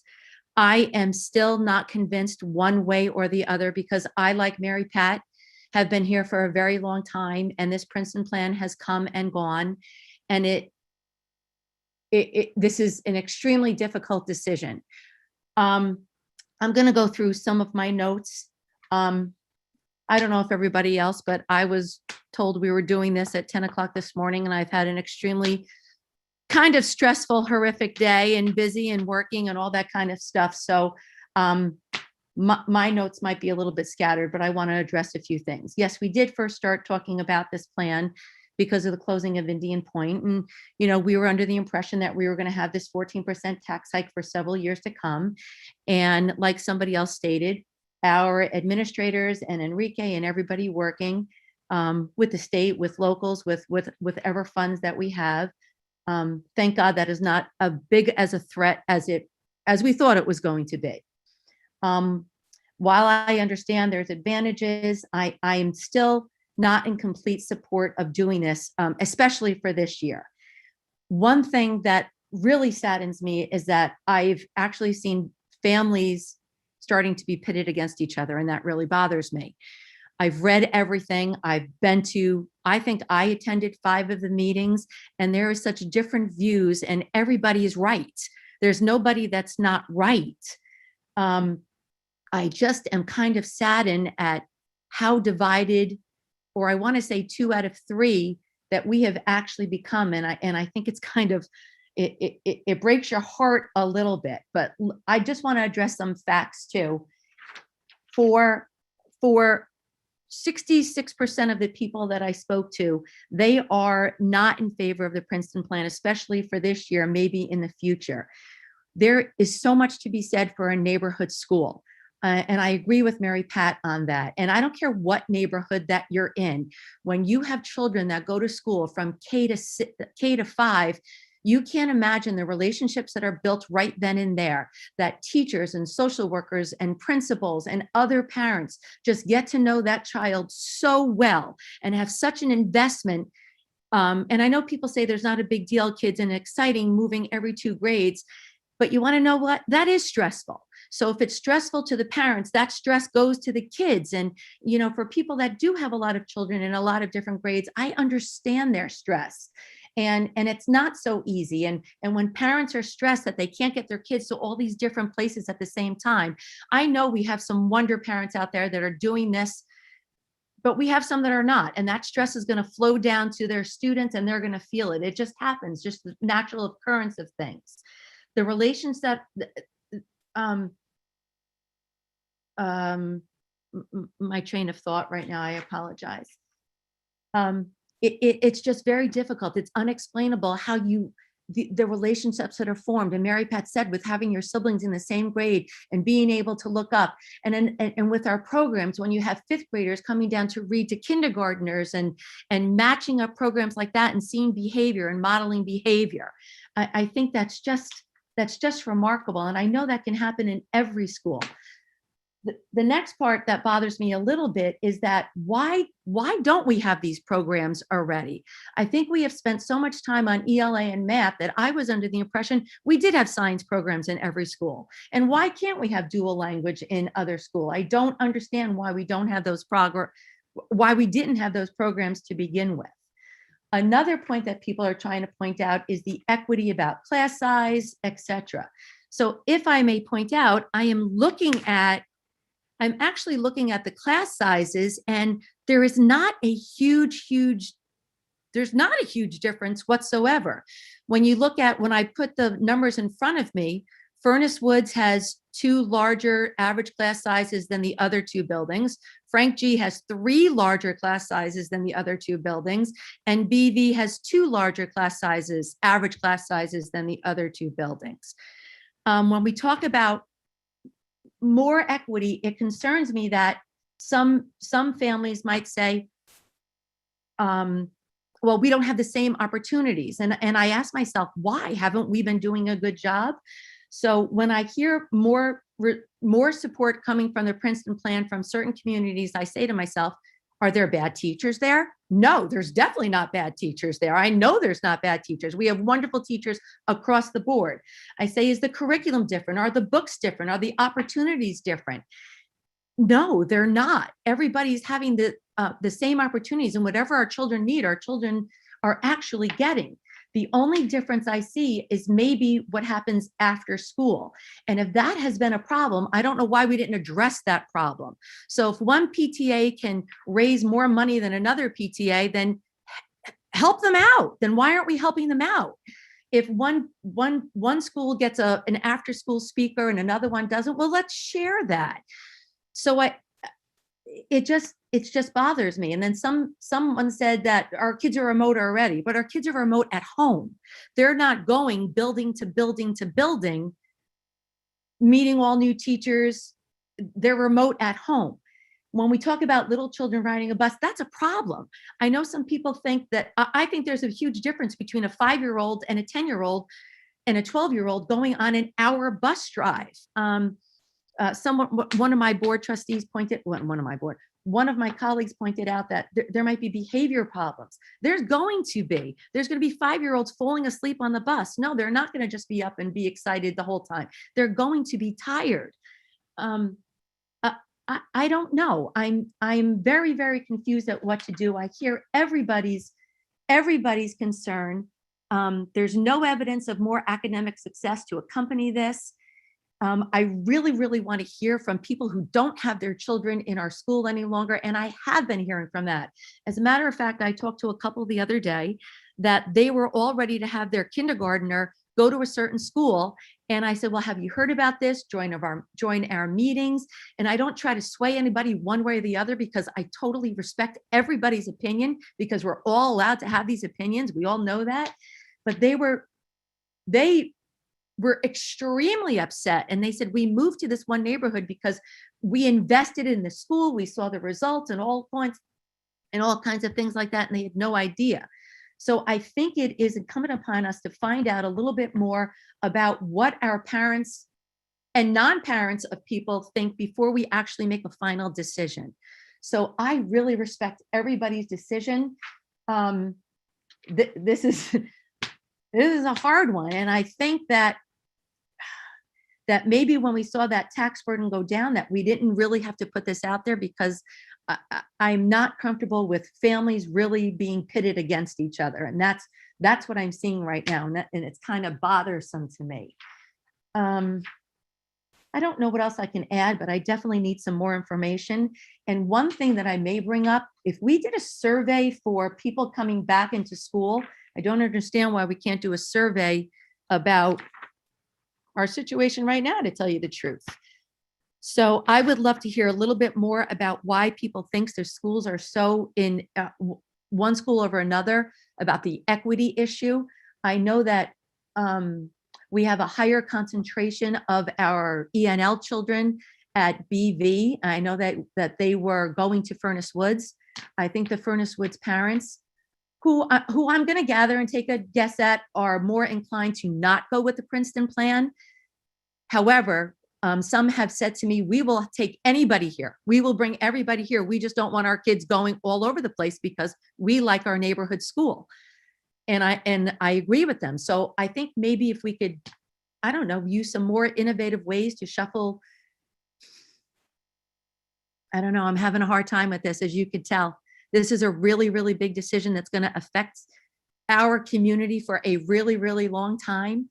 And I just would appreciate a little bit more communication among people who do not have children in our schools or are anticipating putting children in our schools. So I'm glad we have a little bit more time. And I don't know how inclined I am to go along with this, especially in the 21 school year coming up. We're still waiting for doors to be put up in our schools. And I don't know if we can actually make this happen as smoothly as some people think we can make this happen. I think that's all I have, but I do appreciate what Alex said. It was and continues to be our duty to make sure that we are looking at our tax base, at our cost base. Obviously we have to do that, right? That's part of our job right now, but we have to really listen to what people are saying. And I think that there's other ways that we can solve our perceived inequity, which I don't really support. I don't know if social engineering of schools is the answer. I really truly believe in neighborhood schools, but I absolutely understand other people's positions of why they would want to bring this on. So I am going to wait a little bit longer to hear just a little bit more before I make my final decision. And I appreciate everybody's patience with me, because I am very passionate about this, and I do want the best for our children too. I just don't, we all have different ideas of what's best for our children. Having said that, I still am very much a proponent of neighborhood schools. I think it is so important. And like Mary Pat said before, our children are meeting each other all the time. There's sports and clubs and dance and everything like that. And quite frankly, my son's best friends are not in the school district that I live in, are not in the elementary school where I live in. So it is possible. And I think it's also a great idea to give kids the opportunity of having that neighborhood school, because then when they'll have 6 years of a neighborhood school, and then they'll also have opportunities of our community schools. So it's giving everybody an opportunity for both. So again, I'm going to hold my final decision until I get a little bit more information. And thank you for being patient with me. Thank you, Lori. In spite of you having said you weren't prepared, that was an excellent speech. All right, so even though my last name is Carol, Abraham. Carol, my brain cells are in a little bit different place right now, so I know, appreciate I'm sorry. it. Yeah. Even though my last name is Abraham, it is traditional for the board president to make their comments last, in case you were wondering why I was not first on the alphabetical list. So I would like to let you guys know I have listened to every forum and PTA meeting, either as an attendee or via recorded video. I've read each and every email sent to the board and have spoken to people in the community. There have been many opinions from both perspectives, which really does show how difficult a choice this is. I've heard teachers, our elementary principals, and all of our central office administrators say in public forums that they support the change to grade level student organization, not just for economic reasons, but because they believe it is best for our students' education. I have also heard the concerns, length of bus rides and loss of connection to neighborhood schools being the most common. Some of our students, and I would like to address these, some of our students with specific needs are bused to other schools and other districts for their education. Many students in our area go to private schools such as St. Augustine, St. Patrick, the Montessori programs that are nearby to us, or others that are often a significantly longer bus ride than any of our students may face. I've never heard of any of those parents tell me that a long bus ride has been a barrier to their child getting a good education. Many of our kids go to camps in the summer, such as Camp Combe, Camp Navy, Gatehill Day Camp, and others. Those rides are farther than any of our potential bus runs, yet our parents opt for those experiences for their kids. There are many students in rural districts in New York State who travel an hour or more to get to the only school available to them. The busing concern is a valid concern, especially for our youngest students, but I have confidence that it is one that is not insurmountable. As far as to the concern for a loss of connection to our neighborhood schools, I see this as an opportunity. What an opportunity we now have in front of us to unite our elementary students within the wider community in which they live, and to give them a greater chance to form lifelong relationships with the kids they meet at preschool, camp, or on sports teams, and which can continue uninterrupted in elementary school. There are even some members of our school community that put off buying a larger home within the community or moving out of their rental, so their child won't have to change schools and leave their elementary friends. That would all be corrected. It breaks my heart to hear that on our current model, some students who would benefit from added educational services decline them, so they won't have to change elementary school buildings. Many of the students that do decide to take advantage of these opportunities are separated from their peers, so the cost of support services in our district is not prohibitive, and so that class ratios for those students are adequate to meet their needs. How much better it would be if this weren't the case, if the students that need additional services could stay with their friends and neighbors and still get the support they need. This would be accomplished through the Princeton Plan model with an overall savings to the taxpayer. I have heard members of our community who do and do not have students, both newer homeowners and seniors, worrying about their rising taxes and whether they will be able to keep their home during uncertain economic times. And as I've been attending board meetings as an observer or trustee for almost 14 years, time and time again, I've heard members of our community step forward to say that even small tax increases are too much and to beg the board to look for savings opportunities. An increase in our school tax is only one of many area tax increases that we face each year, but it's the only one the public votes on directly. At this time in particular, with the economic loss to many from the pandemic, the loss of support from Indian Point, and the decrease in revenue to state and local agencies, it is even more imperative that we take advantage of a large budget adjustment such as this. that does not, such as this, that does not force us to eliminate any programs for our students and may even allow us to enhance programs for so many. To do anything else would be a break of our fiduciary responsibility. I am also empathetic to the many voices of our parents that say they can't handle one more change right now. I fully believe our elementary school administrators, teachers, and students could be ready to implement the change to grade banding this fall. But I have also heard many families of those students who say that 5 months is not enough time for them to plan and to feel comfortable with those changes. Because of the pandemic, we have all been unwillingly drafted into a circus, and each of us has been given a number of balls to juggle for the show. I know that elementary parents have been given more balls to juggle than others, and they feel if we throw one more ball at them, they will just drop them all. For these reasons, I'm in favor of reorganizing our elementary schools, but using some of our reserves to delay implementation until 2022. Thank you. So I would like to open the floor up to discussion. If anybody has any follow-up or questions for your fellow board trustees. You don't need to wait to be called upon, just unmute yourself and talk.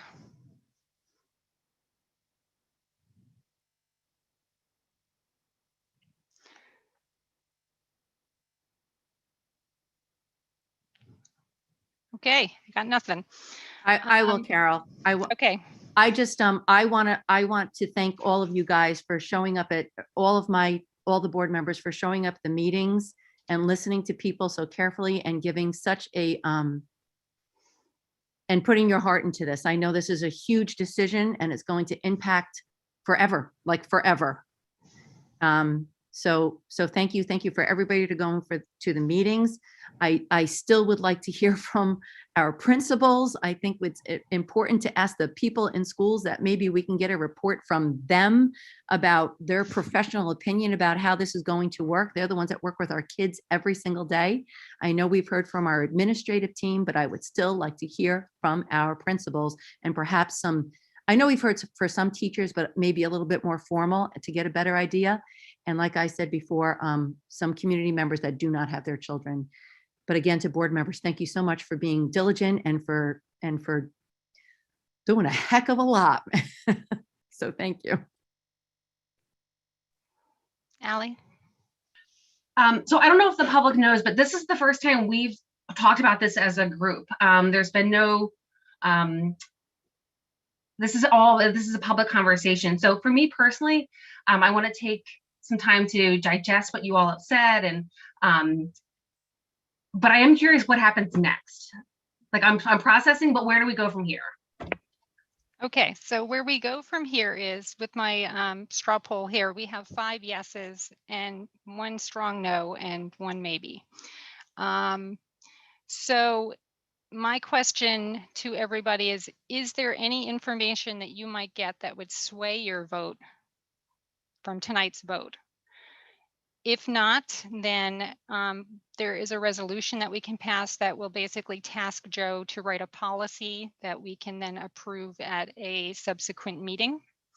The resolution for Joe to do the policy change isn't binding in itself, but it is giving him a direction, and it's basically, saying this is the way we're going to go.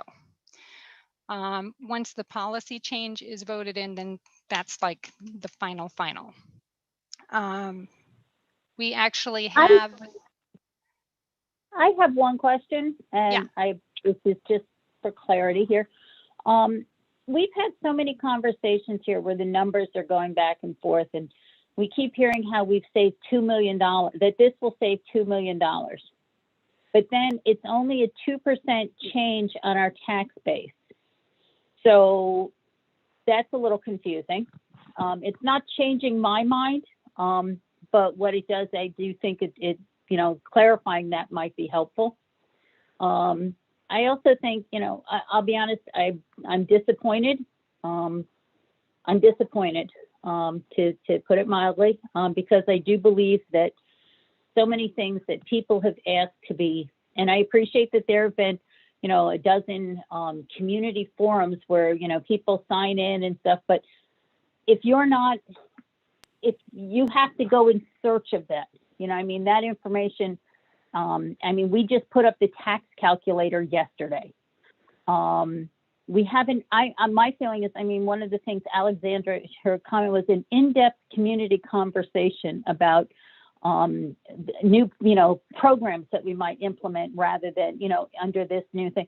But I don't feel that that in-depth community conversation was ever had on the Princeton plan itself. I know that there have been these, these forums. There have been these forums, but I don't believe that I don't believe the community feels that sending an email or, dialing in is enough. I think these are extraordinary times. And I think that this has been done. There's so much, people have so much going on. As you talked about the balls in the air, I really think that this is probably making a lot of people this wasn't an extra ball in the air. If they're aware of it, this is 4 extra balls in the air because it's such a monumental change. I mean, this is a complete 180 from what they're used to. And I just don't think that, online chats and emails constitute in-depth community conversation. I think that there's a lot to be said that I believe it takes more than that to really get the feel for the community. And I'm sorry that that's not, whether it's COVID or whether, related, or whether it's a function of, trying to get this through by 2021 or by a certain amount of time. I just have reservations about making such a change like this when so many people are feeling like they are not heard. I mean, we had one woman who just tonight, who got on and said, I just heard about this. And she's somebody who did not have children in the district. I think if you don't have kids in the district, if you're not paying a ton of attention, and a lot of people aren't, if you don't have kids in the district, you hear about this and it's, you're not going to hear about it unless you're not even seeing it at the grocery store because people are barely talking to, you don't even, you're not seeing people even there. So I think that the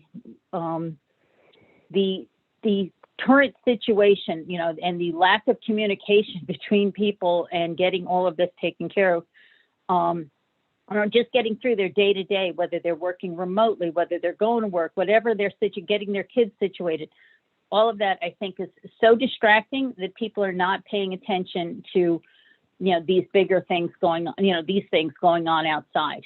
And I think that's part of the reason that some of these people, these empty nesters or even the people whose children are just coming up, are not hearing about it. If you're in the school, that's one thing, but I think a lot of people who are not, connected, don't have a K-12 right now, probably may or may not. They may find this to be a big surprise.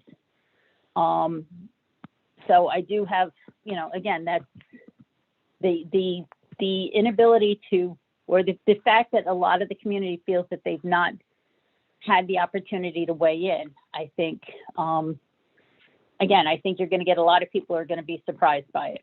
So that's a huge concern for me. So again, I would like some clarification about the number, whether again it's 2 million or 2% or, because again, that's a big difference. That those aren't the same numbers. I would appreciate that, before our next. Enrique's going to give you clarification right now, Mary Pat. Oh, perfect. I saw him unmute. Thank you. First, I want to make a comment, Mary Pat. We've been in this board for over 15 years, and you know that no matter what the issue is, people do not either care or pay attention until the last minute. This, in my opinion, if we do it now or we do it in a year, the same people are going to be the same that are going to be speaking out, and the ones that are not will not do it today or in a year, but on the last minute. So in that sense, I agree with you. A lot of people don't know but it's always the same. People, they don't know, they don't want to know until the last minute. Last year, in August, September, I got phone calls from people saying, "Oh my God, my taxes went up 5%." And we talked about it for 7 months. One ex-board member called me to say why, to ask me if we overrode the cap because it was 5.96%. After discussing it from January to June to May, that our cap was going to be 11%, but we only wanted to go to 5.96%. So in that sense, I agree with you. There's not a lot of people, but that's what it has been going on for years and years. So that's number one. Number two, the money issue.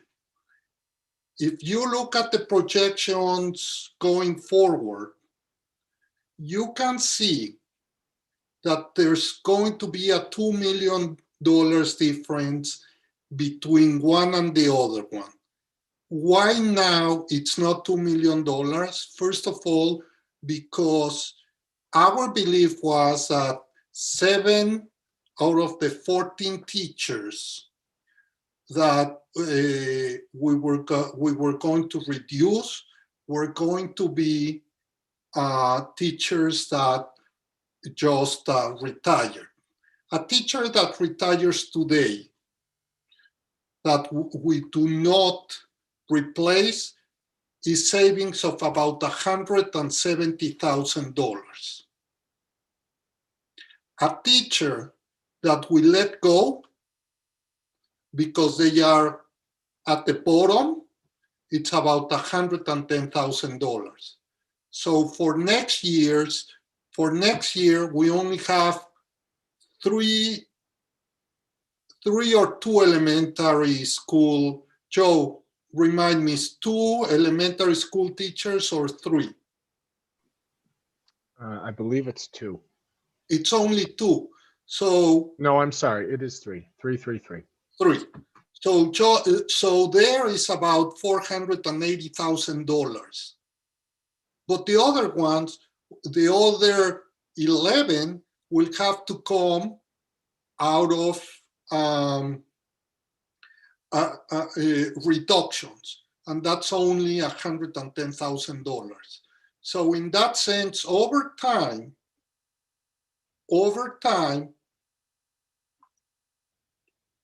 all of them will be out of retirements, and then you have a little bit more than $2 million. Because if you multiply 14 times 175,000, there you have a lot more than the 2 million. But they are not coming the first year. They are going to come over time, over the next 2 to 3 years, if we continue to have the same trend as we had the last 10 years of 3 to 4 elementary teachers retiring every year. So that's how we calculate it in general terms. I'm just giving you general terms. But that's going to happen anyway. That's got nothing to do with the Princeton plan. I mean, that's not, we would save that based on the Princeton. So no, no, because if we stay the way we are, we don't save 175,000. We only save 80 because we have to hire a new teacher.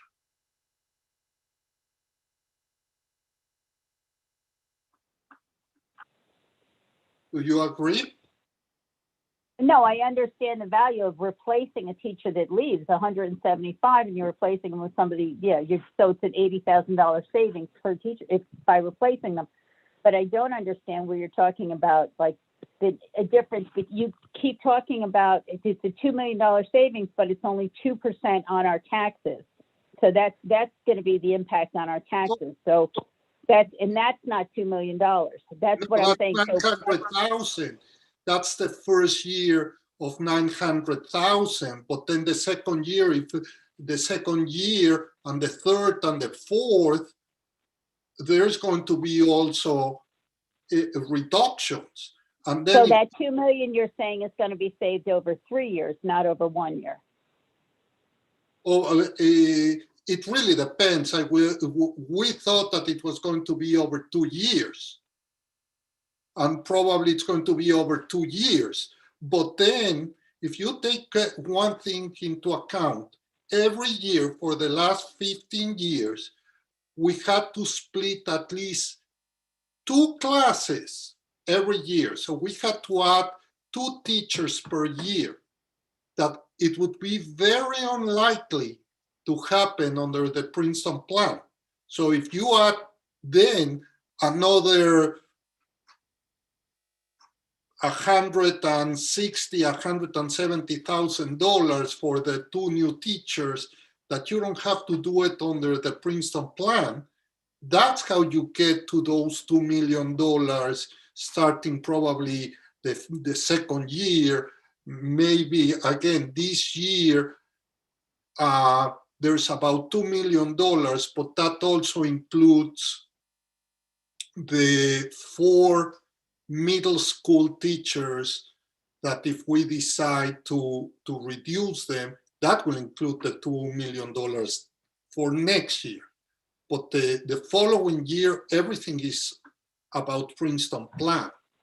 So next year is Princeton plan and the reduction in Blue Mountain Middle School going forward. So you're suggesting though that the reason that it's not $2 million saved because of the Princeton plan, it's because some of those savings, that $2 million will come from changes made at the middle school as well. It's not $2 million saved from the Princeton plan. It's the Princeton plan plus the possible changes at the middle school. Next year. Yeah, let me jump in. A year ago when we were beginning our it was a year ago. We were beginning our committee work, and our first meeting was going to be March 27th. We identified around $2 million in staff savings. It was 14 positions. Our budget of how we got to 14 positions was if 7 retired and if 7 had to be laid off. That 7 was modeled based on trends at the time. All right. Every year during this meeting, we show you how many people are retiring. We do the math. We put that into the budget. That's why the instructional budget's the last budget that goes before the board. Where we are right now, rather than 7 and 7, 7 retirements, 7 reductions, either layoffs or if people resigned and got different jobs or whatever.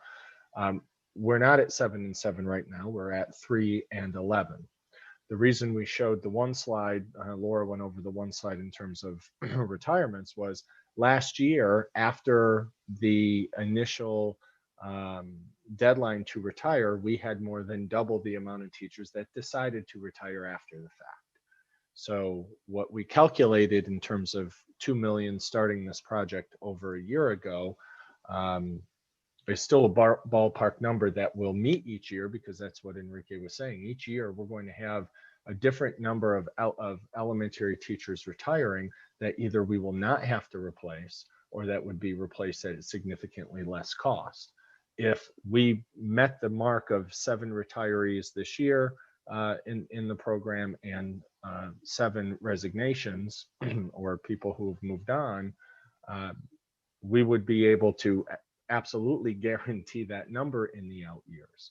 But because we're not there yet in terms of whatever it is, March 24th, we would be able to catch up those savings, whether more people decide to retire between now and September 1st, or when people retire, we'd experience the savings because it would be around 80 some odd So, thousand but dollars. if you're looking at excess, you're going to get rid of at this point, with you're talking about 11 teachers that you're going to need to get rid of, that will have to be excess. So if you figure that's approximately, you referenced about $80,000 or $100,000 per teacher. So you're looking, that's $1 million. Well, those teachers are $110,000. We make All right, so you're looking at $1.1 million. Or let's see, what, 11 times 11 times 1,100,000. So that's $1.2 million. Yes. And you're talking, okay, so you're talking about but you're talking about a $2 million savings. Where's the other $800,000 coming from? Then the other three are at 175,000. So, all right, but that difference would be 175, but you're saying, so that's 80,000. That would be, again, that's another 80,000 because that's all you're saving. That's what you would be saving because. No. Those are 175,000 times 3. Correct, but if you were replacing them, you're not replacing them with 175,000. You're replacing them with 100,000. No, we're not replacing them at all. No, Because if the you were to principal replace plan, them. we're No, not- I'm saying if you were, they're retiring anyway. You would, if you had to replace them, you're replacing them with 80,000. So the net difference is only the net difference is the 80,000. Okay. It's not 100. So I'm just trying to understand where that $2 million. I mean, I appreciate the 175 that you're not replacing, but you're gonna, if you were to replace them, you would be replacing them with 100,000, saving 80,000 per. So that's 240. That's the savings there. Not, you know, that 175 is just that you're not replacing. Again, we wouldn't be paying somebody else. You're not replacing them with somebody making 175. I'm just trying to understand where that $2 million savings was coming from. Because, you know, again, based on just teachers' salaries, you know, not replacing, I'm still looking at somewhere in the vicinity. I'm looking about $1.4 million. So, and then again, but if you look at it too, you talk about one between the other in terms of the, with the taxes, you're looking at a 2% difference by using the Princeton plan. By savings using the Princeton plan versus regular.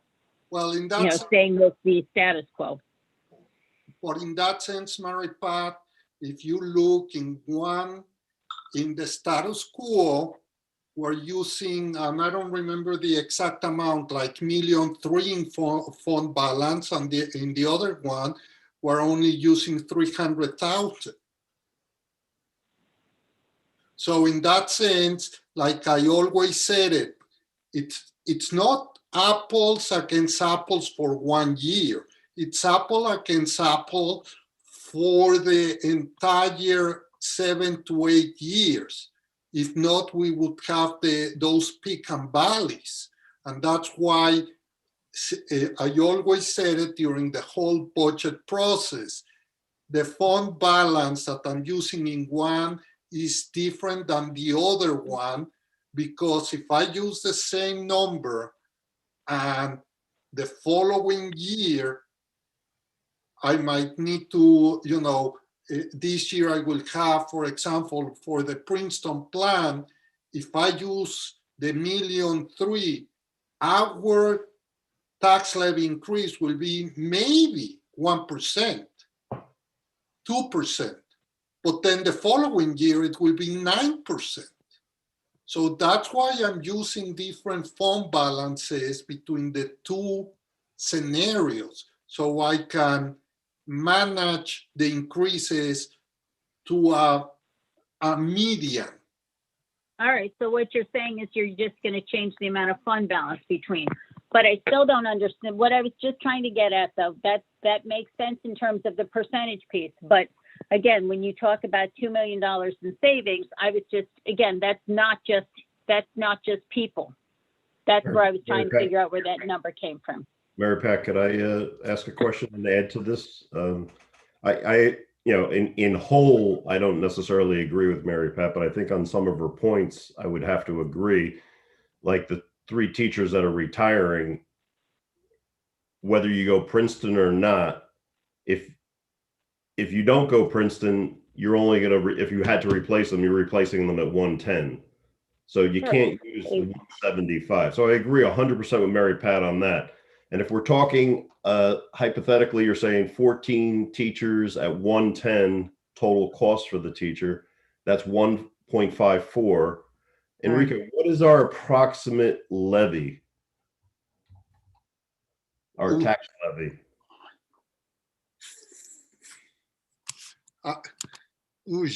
Now you got me. Give me a second.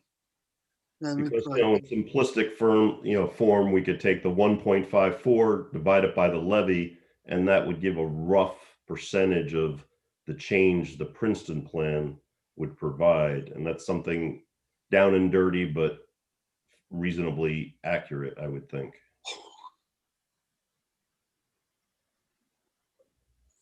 Let me look at it. Give me a second. Sure.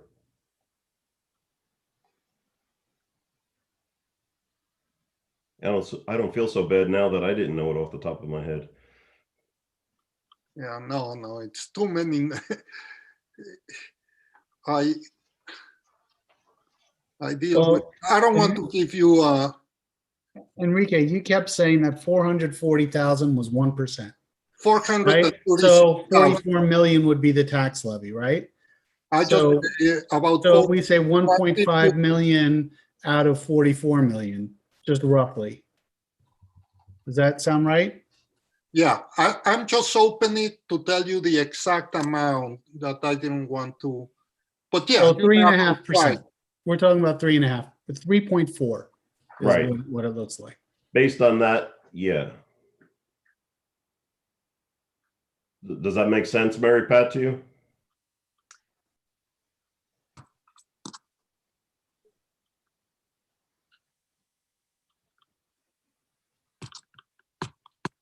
Mary Pat? She's pressing buttons.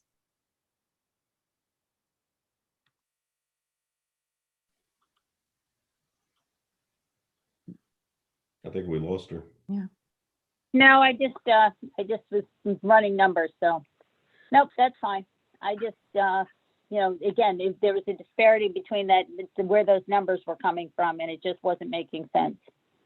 I hear you, and that's why I wanted to chime in, and I think it comes down to that approximate 3.2. Yeah, actually it's 48 under the Princeton plan. The is 48.3, and the status quo is 49.4. So it's 1.1. So it's 480 to 490,000 for each 1% of savings. You're still looking at about 3%. It's still 3.1. Yeah, it's still 3. Yeah, it's 3.4. Might be a little bit less. Okay, so that's the ballpark. So we're talking about a little over a 3 to 3.5% savings, something like that, with the Princeton plan. Down and dirty. That's a very simplistic view, but a reasonable. Right. And then compounded over 10 years. If it's just people, again, there's going to be other costs associated. So I don't know that 3% might be just people, but again, it's okay. There might be other savings associated too that we didn't expect. There also might be other costs.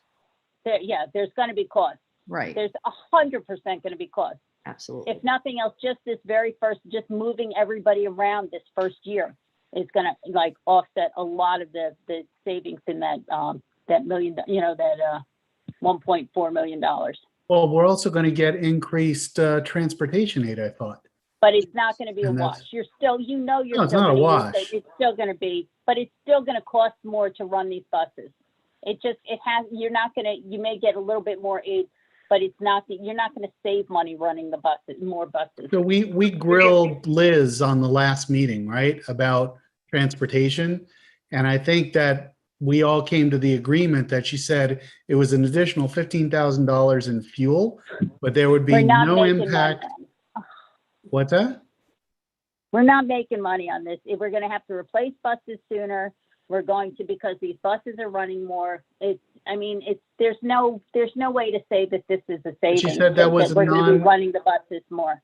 So Mary Pat, I don't know if we should be No, I was judging there. this I back was up there. because we already grilled her on it last appreciate meeting. that, but I don't think we're going to save money on it. We're not saving. It's just not possible to run the buses. I mean, this at this point, this ship has sailed. So but I don't think that we're going to be. I think it's unrealistic to think we're going to be saving money on transportation when we're running buses literally across the district, like for more. So I don't think we're saying we're saving money. I think we're saying we're getting more aid. And the good news But is that it's not going to cost it us does- more for busing to go to the Princeton plan. You know, we don't have an added expense that cuts not into there anyway. our This is- savings of doing the Princeton plan. Nobody cares. Nobody cares. I mean, No, the bigger impact is the longer We're rides good. for the kids. I mean, that's what concerns us the most. Exactly. That And on it should. transportation, the concern is not money. The concern is more time for the kids on the bus. You know, no question about it. It's a problem. But some of our routes to private and parochials are an hour and 15 minutes. And we've never had any problem. And the buses are about the same capacity as our regular buses. But keep in mind, those parents also make that choice to do that. We're making a choice for families to do this. I totally agree, and I'm not trying to compare it. But I'm just saying it's going to be more difficult, no question about it. But you have community members that are doing it, and we haven't seen the problems. That doesn't mean that we won't see them, but so far, for private and parochials, we haven't seen those problems. And the kids in those buses go for more than 45 minutes in a lot of the cases because they have to travel a lot longer. But like I said, that is a parent choice. Yes, It's not yes. us. I totally agree with you. I'm not debating that point. All right, so is there any critical piece of information that would help anybody make a different or definitive decision? I heard some pretty strong yeses and a strong no, and we need information that would be obtainable within a reasonable amount of time. We also need to get back to whether we're doing this in 21 or 22, because the next meeting on April 7th is the last chance to change our budget, and we need Enrique to know what kind of figures he's putting forward. And if we are moving forward with Princeton Plan in 21, then our staff all need to know that as well, so that we have as much time as possible. We have the full 5 months to plan that. Mary Pat, I know you're a no to the Princeton plan, but if the rest of the board votes yes for the Princeton plan, would you vote for it to be enacted in 21 or 22 or? 22. Okay. I don't think it's been, I think there's way too much that's not answered to be able to put this into effect in 5 months. Okay. So we have at this moment 5 yeses, and we have 4 for 22. So we have a resolution that's prepared. Let me ask a question. Is there anything that would change any of the yeses to maybe this isn't the best idea? By the way. Like, Yeah. I just have so many, like one parent wrote to us with an alternative idea that we haven't discussed in public. And one parent suggested 2 buildings at K123 and 1 building at 4-5. Lori, those were in the 84-page report. Those were vetted and they're online and they yield no benefit, no financial benefit. And in fact, the board back in January of 2020 voted to remove them from contention. With that, I just do not like the kids moving every 2 years. I don't think that's healthy whatsoever. And when I'm looking at the emails coming in, it is 66%. It is 2 schools who don't want it majority and one school that does want it, majority. I'm not saying everybody in every school, but that just seems to be it. So I really want to know, why are we doing this just because we think, I know money has to do with it, but then we're bringing it down to this 3%. And we used to have tax raises of 7% until the 2% cap, which was fine. It made us our budget better. But are we looking for different? What about if we're not even implementing this till 2022? Presumably, I mean, because there were 4 votes. Why not even wait for a little bit more community input? I mean, we were ready to move this ahead for September of 2021. Why not just extend this period a little bit longer so that we can get more community input? I mean, if there is the belief that this could be pulled off for this September, I don't think there's any harm in leaving it, just requesting a little bit more community input before like a final decision, to commit to this is made. I mean, set a deadline, set September 2021, set January 2022, or, December 31st, find a date that's, a drop dead date for this. But I know so many people feel that they have not had their voices heard. Is there any value in extending that, since it wouldn't, at this point, not be implemented until 2022? I personally feel like we've been discussing this for a very, very long time. We have. But other people. I don't see any value in extending it any further. Wow. I feel like we're Congress passing something at 2:00 in the morning, which I know we're not doing. I know that didn't happen, but it's almost like under the cover of COVID, like some of you guys said before, that people have other stuff going on. And if don't have kids in the school, you're just not paying attention. And you should. I'm not saying you shouldn't, but you should, because you live in the district and you pay taxes, obviously. But I remember when we did that bond a few years back, we had community kids in school, kids at school, seniors. They actually came into the buildings. And I know that we can't do that yet, although I wish the board would do that. We ask our teachers to come in. We should certainly be in. That's another story. But I just feel like we're doing this under the guise, like I said, even though we've been discussing it, like Mary Pat just said, even though we've been discussing it, and I think we really have been discussing it, and it's been out there. I don't know, bringing people in. My thing is, if it's not hugely about this money, what is the thing? I think we need to look at families. What are they expecting to get at? Are they expecting different academic results? Are they expecting something different? Are their teachers better at certain buildings? Like, that part of this is just bothering me so much. And that seems to be the reason that parents are giving for the move. And that part is bothering me. It's like, do we have to address other issues? What programs are being offered at schools that aren't being offered at others? Why don't we look at our award-winning? We have an award-winning principal at Frank G. We have award-winning programs with ABC that we could talk to Lisa about. Like, are we not doing things that we should be doing that would make the community more happy?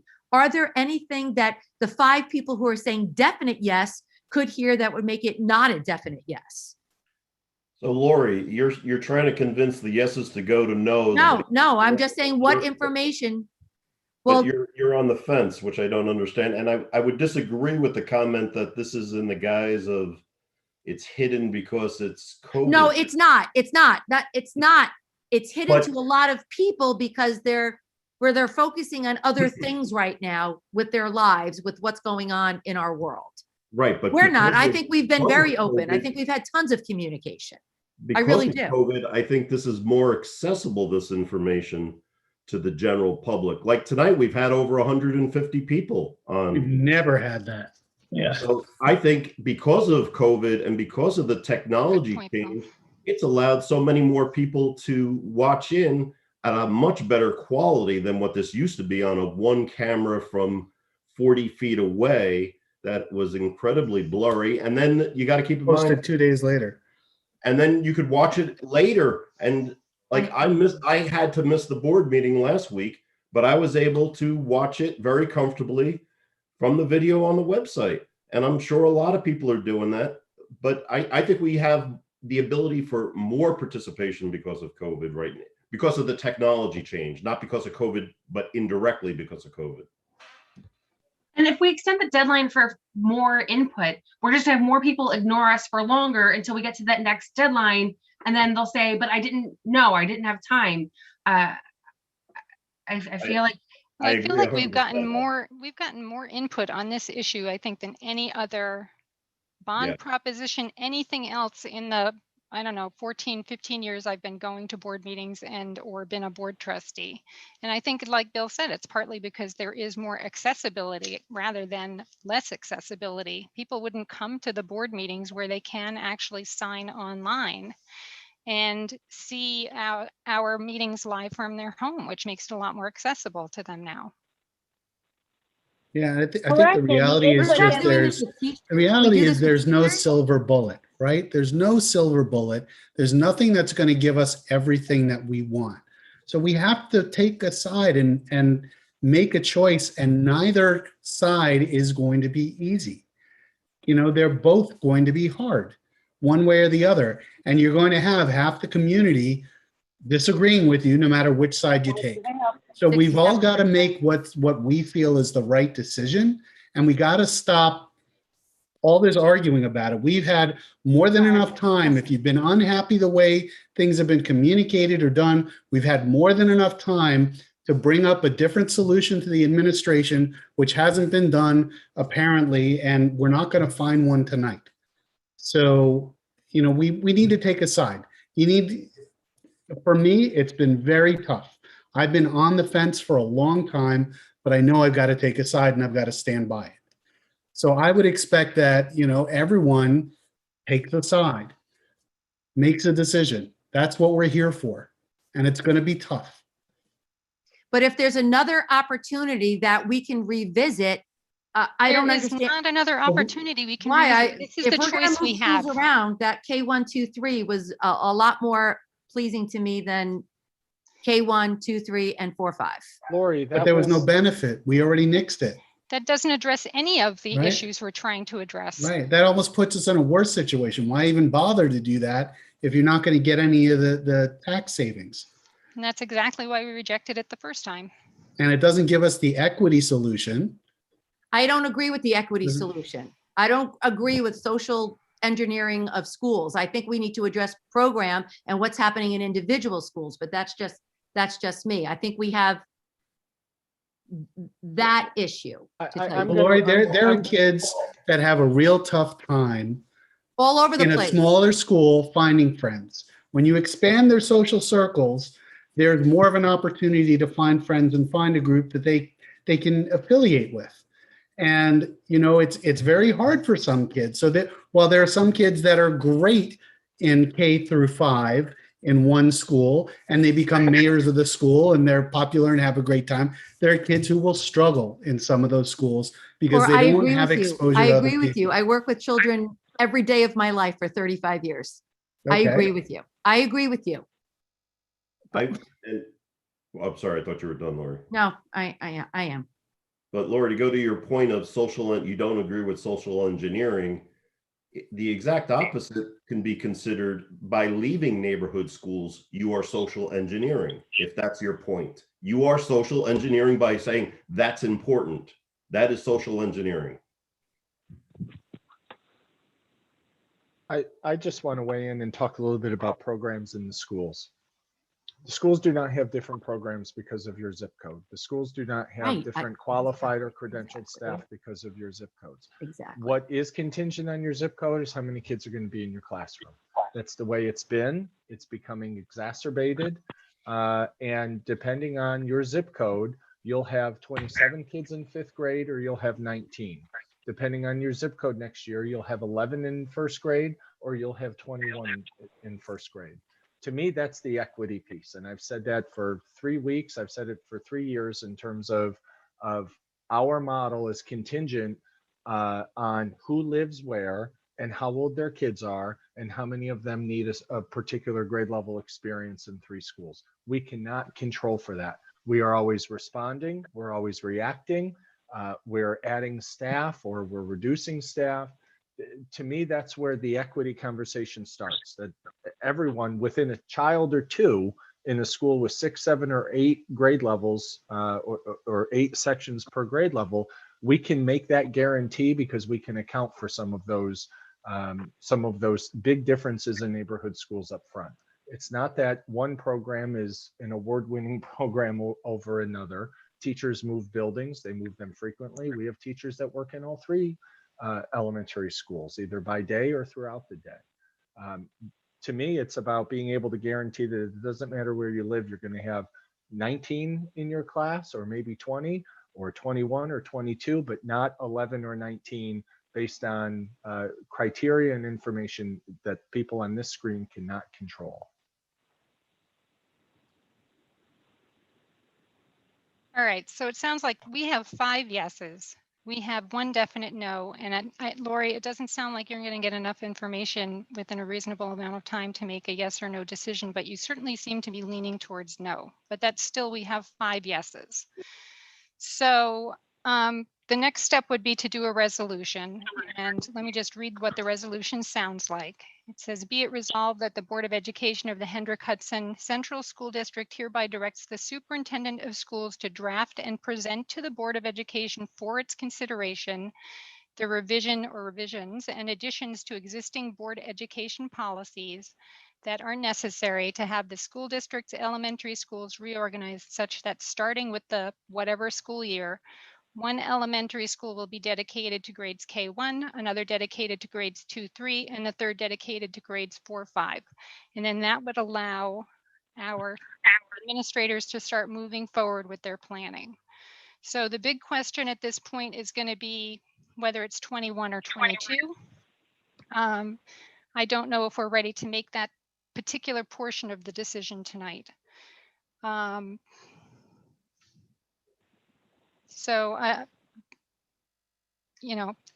don't know if you guys want to put the resolution on the agenda for next week, if you feel like you want to vote on the resolution tonight. Let me know. Lisa? We can't really pass the resolution without a date, right, for implementation? We need a date, right?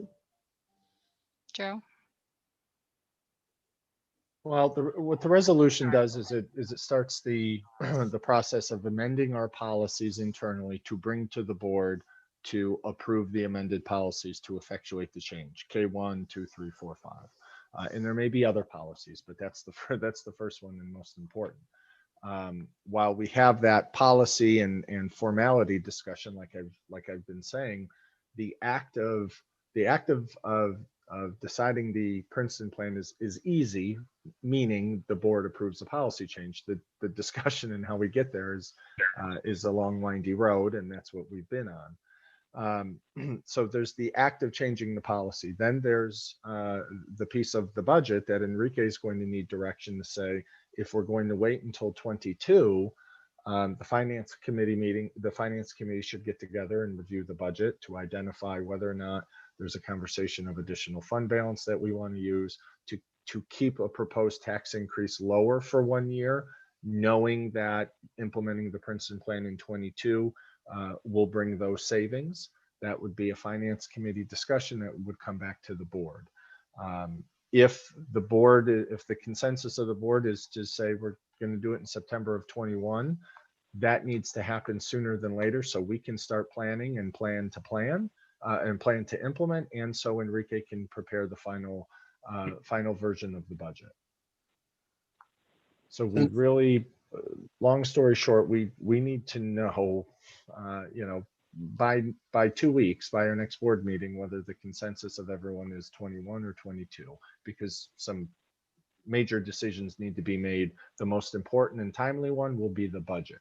If we want to wait to 22, there might be some financial strategy with, being able to keep the tax increase lower than anticipated, but only with knowing we would do the Princeton plan in 22. And I think that's what Lori was saying is, or Lori and Mary Pat, can we wait? Can we have some more community engagement and set another internal deadline? In a normal situation, I would say that sounds fair, but without making a decision in shorter order, even for 22, we can't use that modeling of savings to feel confident if we use more reserves right now to balance our budget for next year. The one has to come with the other. Since we're so Enrique, did I get that? Am I accurate with that sentiment? Totally. I mean, Thank you, gentlemen. as it is, the board usually receives the budget book by the end of next week, by the end of March. I'm going to try to put it together, but again, there is going to be parts on the budget book that I cannot answer because we don't have a final decision. I need to report to the state controller by April 8th or 9th, I don't remember the date, what our tax levy and our budget is going to be. So on the one hand, it's a difficult situation for the budget book, but that's internal. And I can do 2 budget books, but the second one is about reporting to the state controller, and I need to report one number. Okay, Bill? With the year of implementation, 4 to 3, are there any of the people who had previously said implement in year 2, as opposed to the first year, willing to change their mind to say implement for this September, to come from instead of 2022 September, 2021 September, so we have clarity here to move forward and act on this?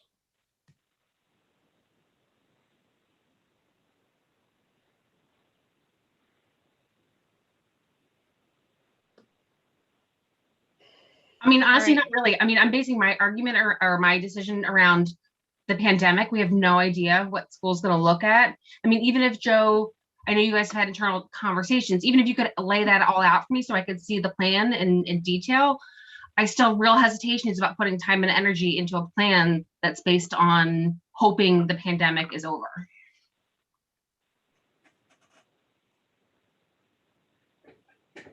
Although my understanding was if the pandemic is still in effect, that it might actually be easier for planning if we were in the Princeton plan model. Is that correct? It could. It depends. Mask wearing, I think, is going to be around with us for a while, especially until there's a children's vaccine. I think the jury is still out on whether it's face shields or plexiglass dividers, and whether it's 6 feet or under 3 feet. What we don't know is whether or not the governor or the state education department will continue with asking school districts to provide families with a full remote option. That really was the big budget, the big unanticipated expense this year, was 11 teachers that we took basically out of the rotation, to teach fully remote. And, we were able to offer that. And as a result, we had every day K through 5. And I would reiterate, when we're talking about what year we do this in, I think it's so unfair to put kids back into the schools. Do we need to decide this right now? I mean, honestly, that's something we can discuss and think about it for 2 weeks and discuss when we do the resolution and put that date at that point. I mean, we're not voting on it tonight, so I would hope. Can't we just have this conversation, just discuss, let people think about it and do it in 2 weeks? Just to finish my thought before you cut me off, I think it's very unfair to the students to let them go back to the neighborhood style and then the next year then change them to the Princeton plan. I think it would be much smoother to have them go from a chaotic COVID scenario straight into what's going to be their new norm. Yeah, that was the point I was trying to make earlier, is that you're going to put the kids into shock twice by not doing it in 2021. And it took me a long We're time gonna do it every 2 to years. get there, right? It took me a long time to listen to everyone's thoughts, read all the emails, and really think about like how is it going to impact the kids? So we send them back to our status quo in 2021.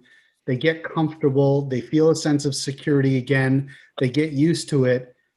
And then the next year we're going to uproot them all again and put them, and then they're going to get post-traumatic stress. They're going to be thinking, I mean, seriously, they're going to be thinking about all the stuff that happened in COVID and lockdown, and here we go again. And do we really want to put them through that twice? I can't get my arms around that. I don't think it's fair to the kids. Moving them every 2 years. They're going to move to new schools every 2 years, but that will be their new normal. That is But the I new mean, normal. so what's Right. They're so what's moving the the whole difference if you cohort. move them in 22 or 21? I mean, I mean, you're moving those kids every 2 years anyway. So I mean, that They're not going to transition is expect going to that. need to happen. So then, Mary Pat, would you prefer to change your answer to 21? Absolutely not. I don't think we're prepared to do all that. I really don't. I think you're talking about transitioning them and worrying them about being shell shocked. They're moving every 2 years anyway. So whether they move in 20, you're saying moving them in initiating this new procedure and setting them in, it's not going to change these kids. I mean, and some of them, frankly, are going to move. Half of them are going to move to a new school the following year anyway.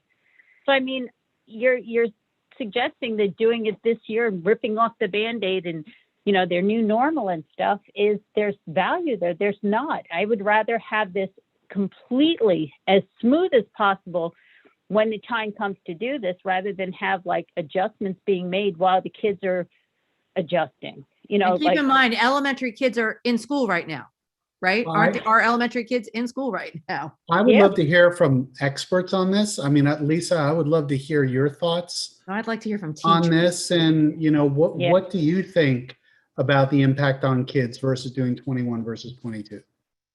I'm kind of mixed, because I agree that if we put them back into their home schools and then we change it yet again, we have several families that are remote, and that if you bring them back, it's, again, I don't know if it's PTSD that I would say it would be. I think it would be a little bit of stress for them to again start over again. I like the idea of 2021 because we don't know what normal is yet, right? We don't know the normal of after COVID, now that most of us are vaccinated as adults that we wanted to be vaccinated. They talk about a vaccine for children. It's really going to depend on, I don't want to say that I have an answer for that. I mean, my personal opinion would be probably 21 is the best of the ones. If you go to 22, I think then you're very similar to what you and Bill had said, is they get comfortable in their environment, and then we're moving them yet again. Because the new normal would be an every 2 year rotation. So that would be what they would expect, not to start and then move again and move again. That's what my personal feeling would be. Thank you, Lisa. Mm-hmm. Appreciate that. Oh my God. So we did hear that elementary kids are in school right now, except for the remote kids. So elementary school kids are in their buildings right now. Most of them, yes. Yeah, so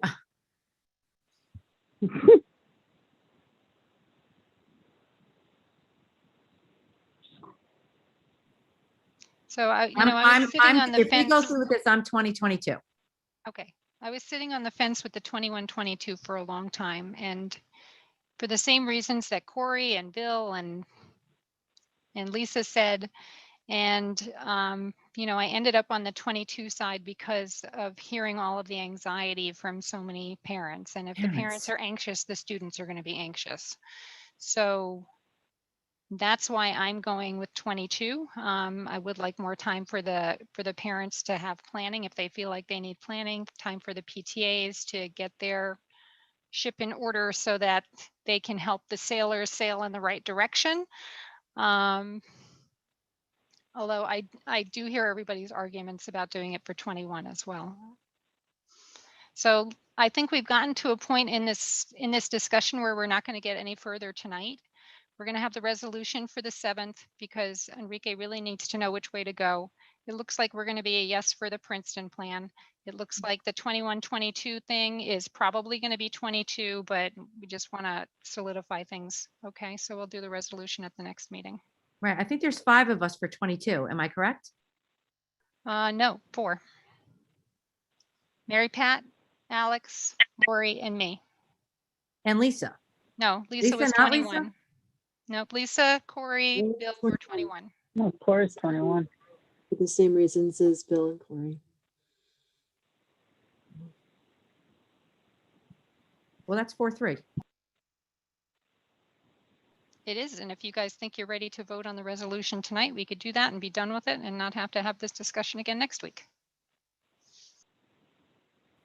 Unless someone is on the fence and is willing to change their mind, let's vote on it. Say you other board trustees.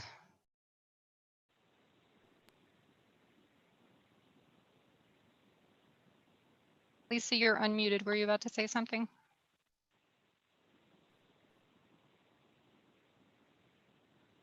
Bill, Ally, are you ready for a vote?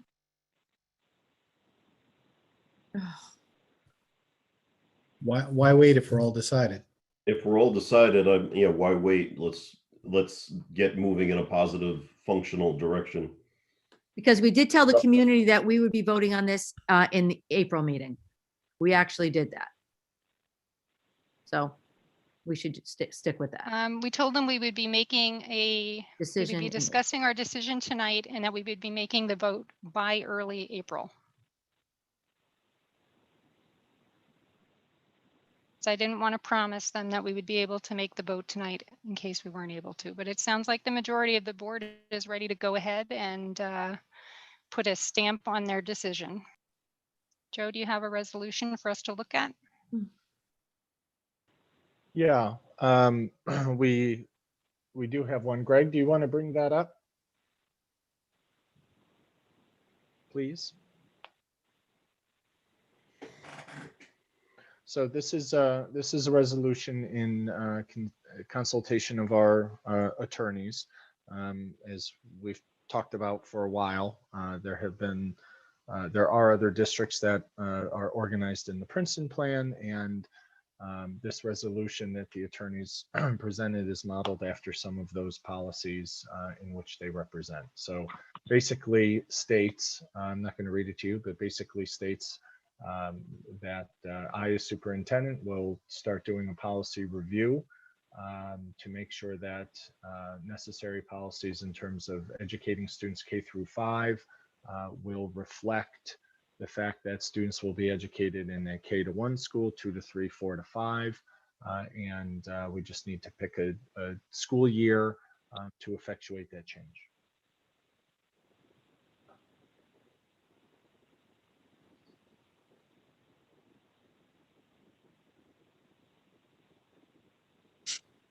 Carol, you're muted.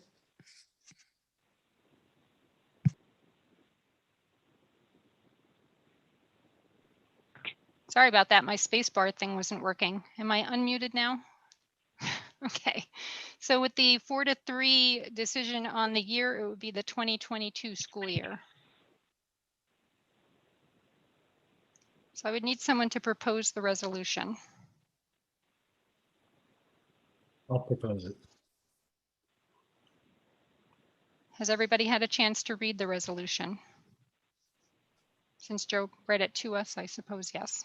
I have to voice we told the community not till April. That's what we told the community.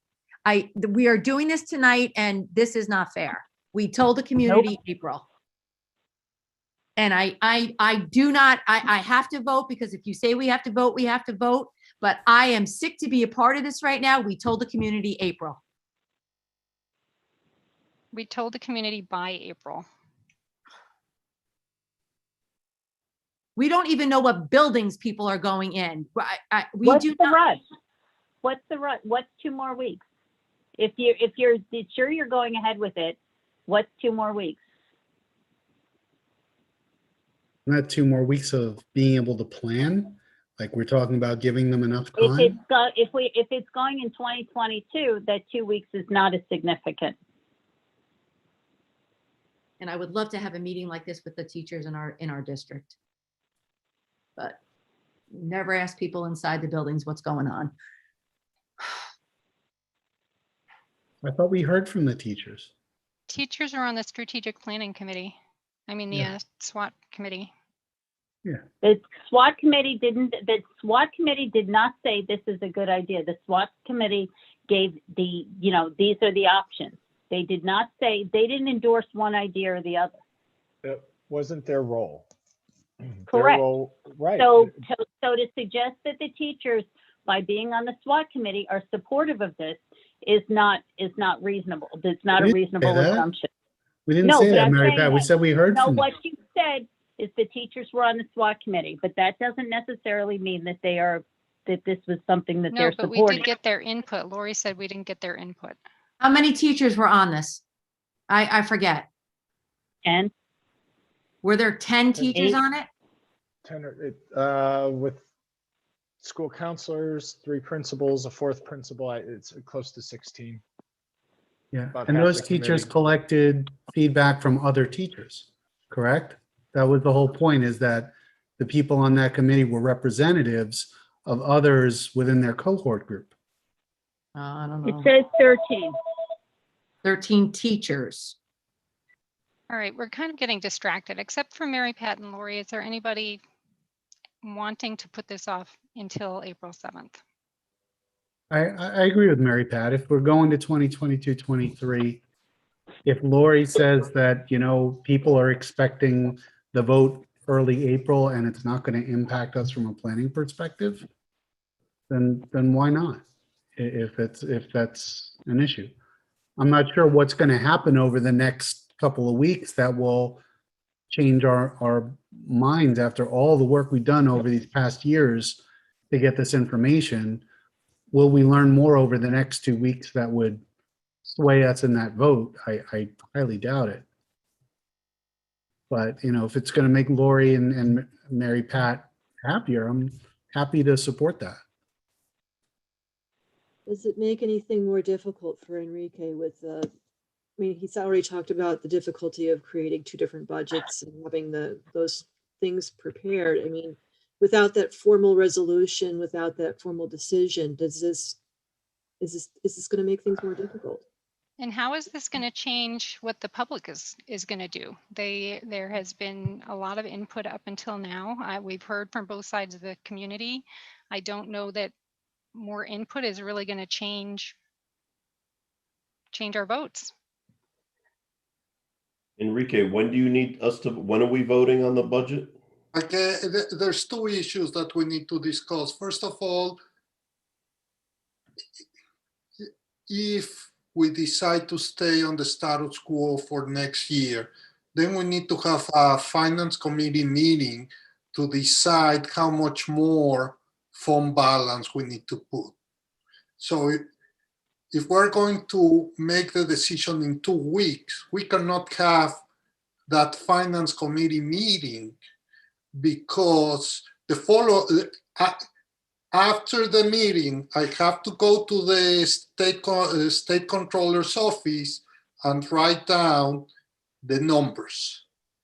So we will be having that. It's possible a finance committee meeting without discussing the fund balance, without being sure that that finance committee meeting is worthwhile or not, because someone might change their mind and vote, let's do it next year, this year. So it's just certainty for me to be able to do those 2 things if there's going to be no change. You know, if anyone thinks that the outcome might change, it's going to be very difficult to get to those two deadlines. But we can do it. I mean, we can have a finance committee meeting, and if the board changes its mind and decides that we're going to the Princeton plan next year, then so be it. You know, everything is ready. Either way, everything is ready. But it's just My point being is that if we're deciding on 22, fine. But I'm thinking that people think they still have, because we said, regardless of how we think they heard it, they heard April. So however they understood it, they heard April. So they might think that they have maybe a week or two more to send in emails, to voice their opinions. I don't know, but I know that they heard April. So I don't think we're going to change from 2022. I think we can plan for that. However, whether what we think they understood or not, they heard April. And I think, Lori, what we're saying is our planning to implement in 2022 impacts the budget that the board would need to approve in 2 weeks. They are simultaneous decisions. One decision impacts the other. So if we want to wait and make this and pass this resolution in 2 weeks, because there's a belief that in the month of April, the decision would be made, that's fine. But the very next act that the board will have to approve after this resolution to start the Princeton plan in 22 will be to approve the budget for 21. And if we believe there's going to be deviation between now and 2 weeks of when the Princeton plan would be implemented, that then has a ripple effect in terms of the budget that would be approved. I don't think there's going to be any deviation from, I'm hoping that there's not going to be from 21. So I'm thinking we're not doing it in 21. It's going for 22, but I'm thinking people still think that they have 2 weeks to So if change our there's- minds to even do it. But if there's going to be no deviation in the year and no deviation in our decisions, then why are we delaying the decision?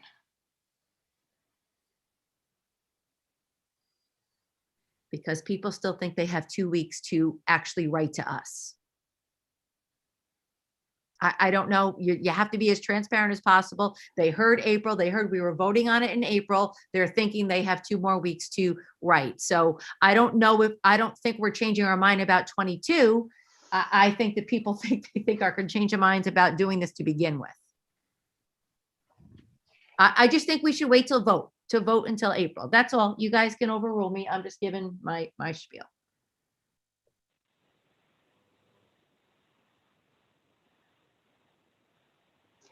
All right, we have a proposal for this resolution, but we don't have a second. If we don't get a second, then we're not going to vote on it tonight.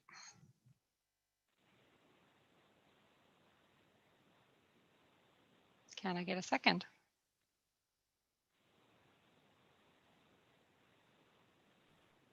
I'll second it. Oh, Okay, so we are voting. All in favor of Princeton plan to be implemented in the school year 2022, say aye, or raise your hand. Aye. Aye. And all against or not in favor? Nays?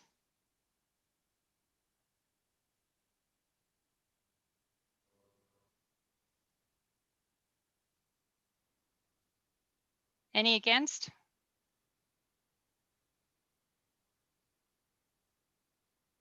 I really don't know what to do. Abstentions? I don't, you can't abstain for this. And I No, don't that's want to true. vote no. I just want to vote no for not voting tonight. I don't get you people. I don't get that you don't listen to people. I don't understand. I don't get it. We said Lori, I April. take a lot of offense to that. I do too. I think We said all April. do. We said as a board, April. But Lori, what? I think No, we we need to said take a by breath here. April for one. We need to what, Mary Beth? Secondly, We've been doing this here for 5 hours. We've been doing this for 5 hours. I think No, we've been that's doing like it for 5 years. No, but I'm saying tonight, I think people are up to I think everybody here is pretty much they've hit a wall. I know I have. Okay. I'll be honest. And let me just tell you, we already did a formal vote. A formal vote for what? For the resolution that Correct, Joe but should I'll be start honest with you, I did not. making a policy. I'm voting against the entire resolution because I don't believe Correct. in the Princeton plan. So Okay. please vote, put me down for no for the entire resolution. Okay. And so the date is that's at this point, I think, again, if nothing else, if you want to give people a little more time, just let them weigh in on whether, if it's going to happen anyway, then let them weigh in on whether they think it should be 21 or 22. I mean, again, people are already going to feel that this was done, and say what you will, people are going to be like, holy crap, because they thought this was going to happen. They thought they had another 2 weeks. They thought they had more time. I mean, again, it's the understanding was, I know, Carol, you're saying by April. It's, people hear April, they don't hear by. So, however you will, I think you're going to have, I think this is going to be uncomfortable. So buckle up, people. Ugh.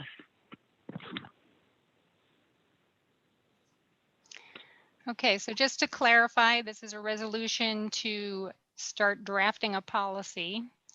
This is not the final decision. The final decision comes when we vote on the policy, but this is going to set our direction for our financial course for the next year. More than that. And we will have a policy for the board to approve in 2 weeks. Okay. So that sounds like that addresses Lori's concern, right? Right, So because if we could still change the date on the policy. Right, we're not, the policy doesn't, so we're voting on Joe being able to draft all this, right? We're not Yes. voting on the actual policy itself because it has to be written. So Lori, to your point, we're not actually doing the vote on it tonight. We're voting to move forward with drafting the stuff that we need to vote on. So there is still more than enough time for people to still get their thoughts in, because we could still change our votes by that time. Thank you for that summary, Corey. I don't want to prevent us from planning accordingly. So I will okay the resolution, but I'm going to tell you something. If we were in person and this place were filled, you guys might be thinking differently. We're very safe. It's just like the social media with kids are very safe. Let me tell you something. If this was an open board meeting and people were allowed to speak and get up, it would be packed. And it would be packed. So, and I don't want to sound like I am against it. To tell you the truth, I am, but I respect how other people feel that they want this to happen. And I will support them, but I will have to vote the way I have to vote. But I'm not going to prevent us from preparing accordingly for something I don't agree with. You understand what I'm saying? I do. Thank you. So So you're yes to the resolution, but we'll see how you vote on the policy. No, I will vote no on that. Okay. All right, thank you. So that brings us to the end of our meeting. Can I get a motion to close the meeting, please? So moved. A second? Second. All in favor? Aye. Our next meeting will be April 7th. We'll see you then. Good night. Good night.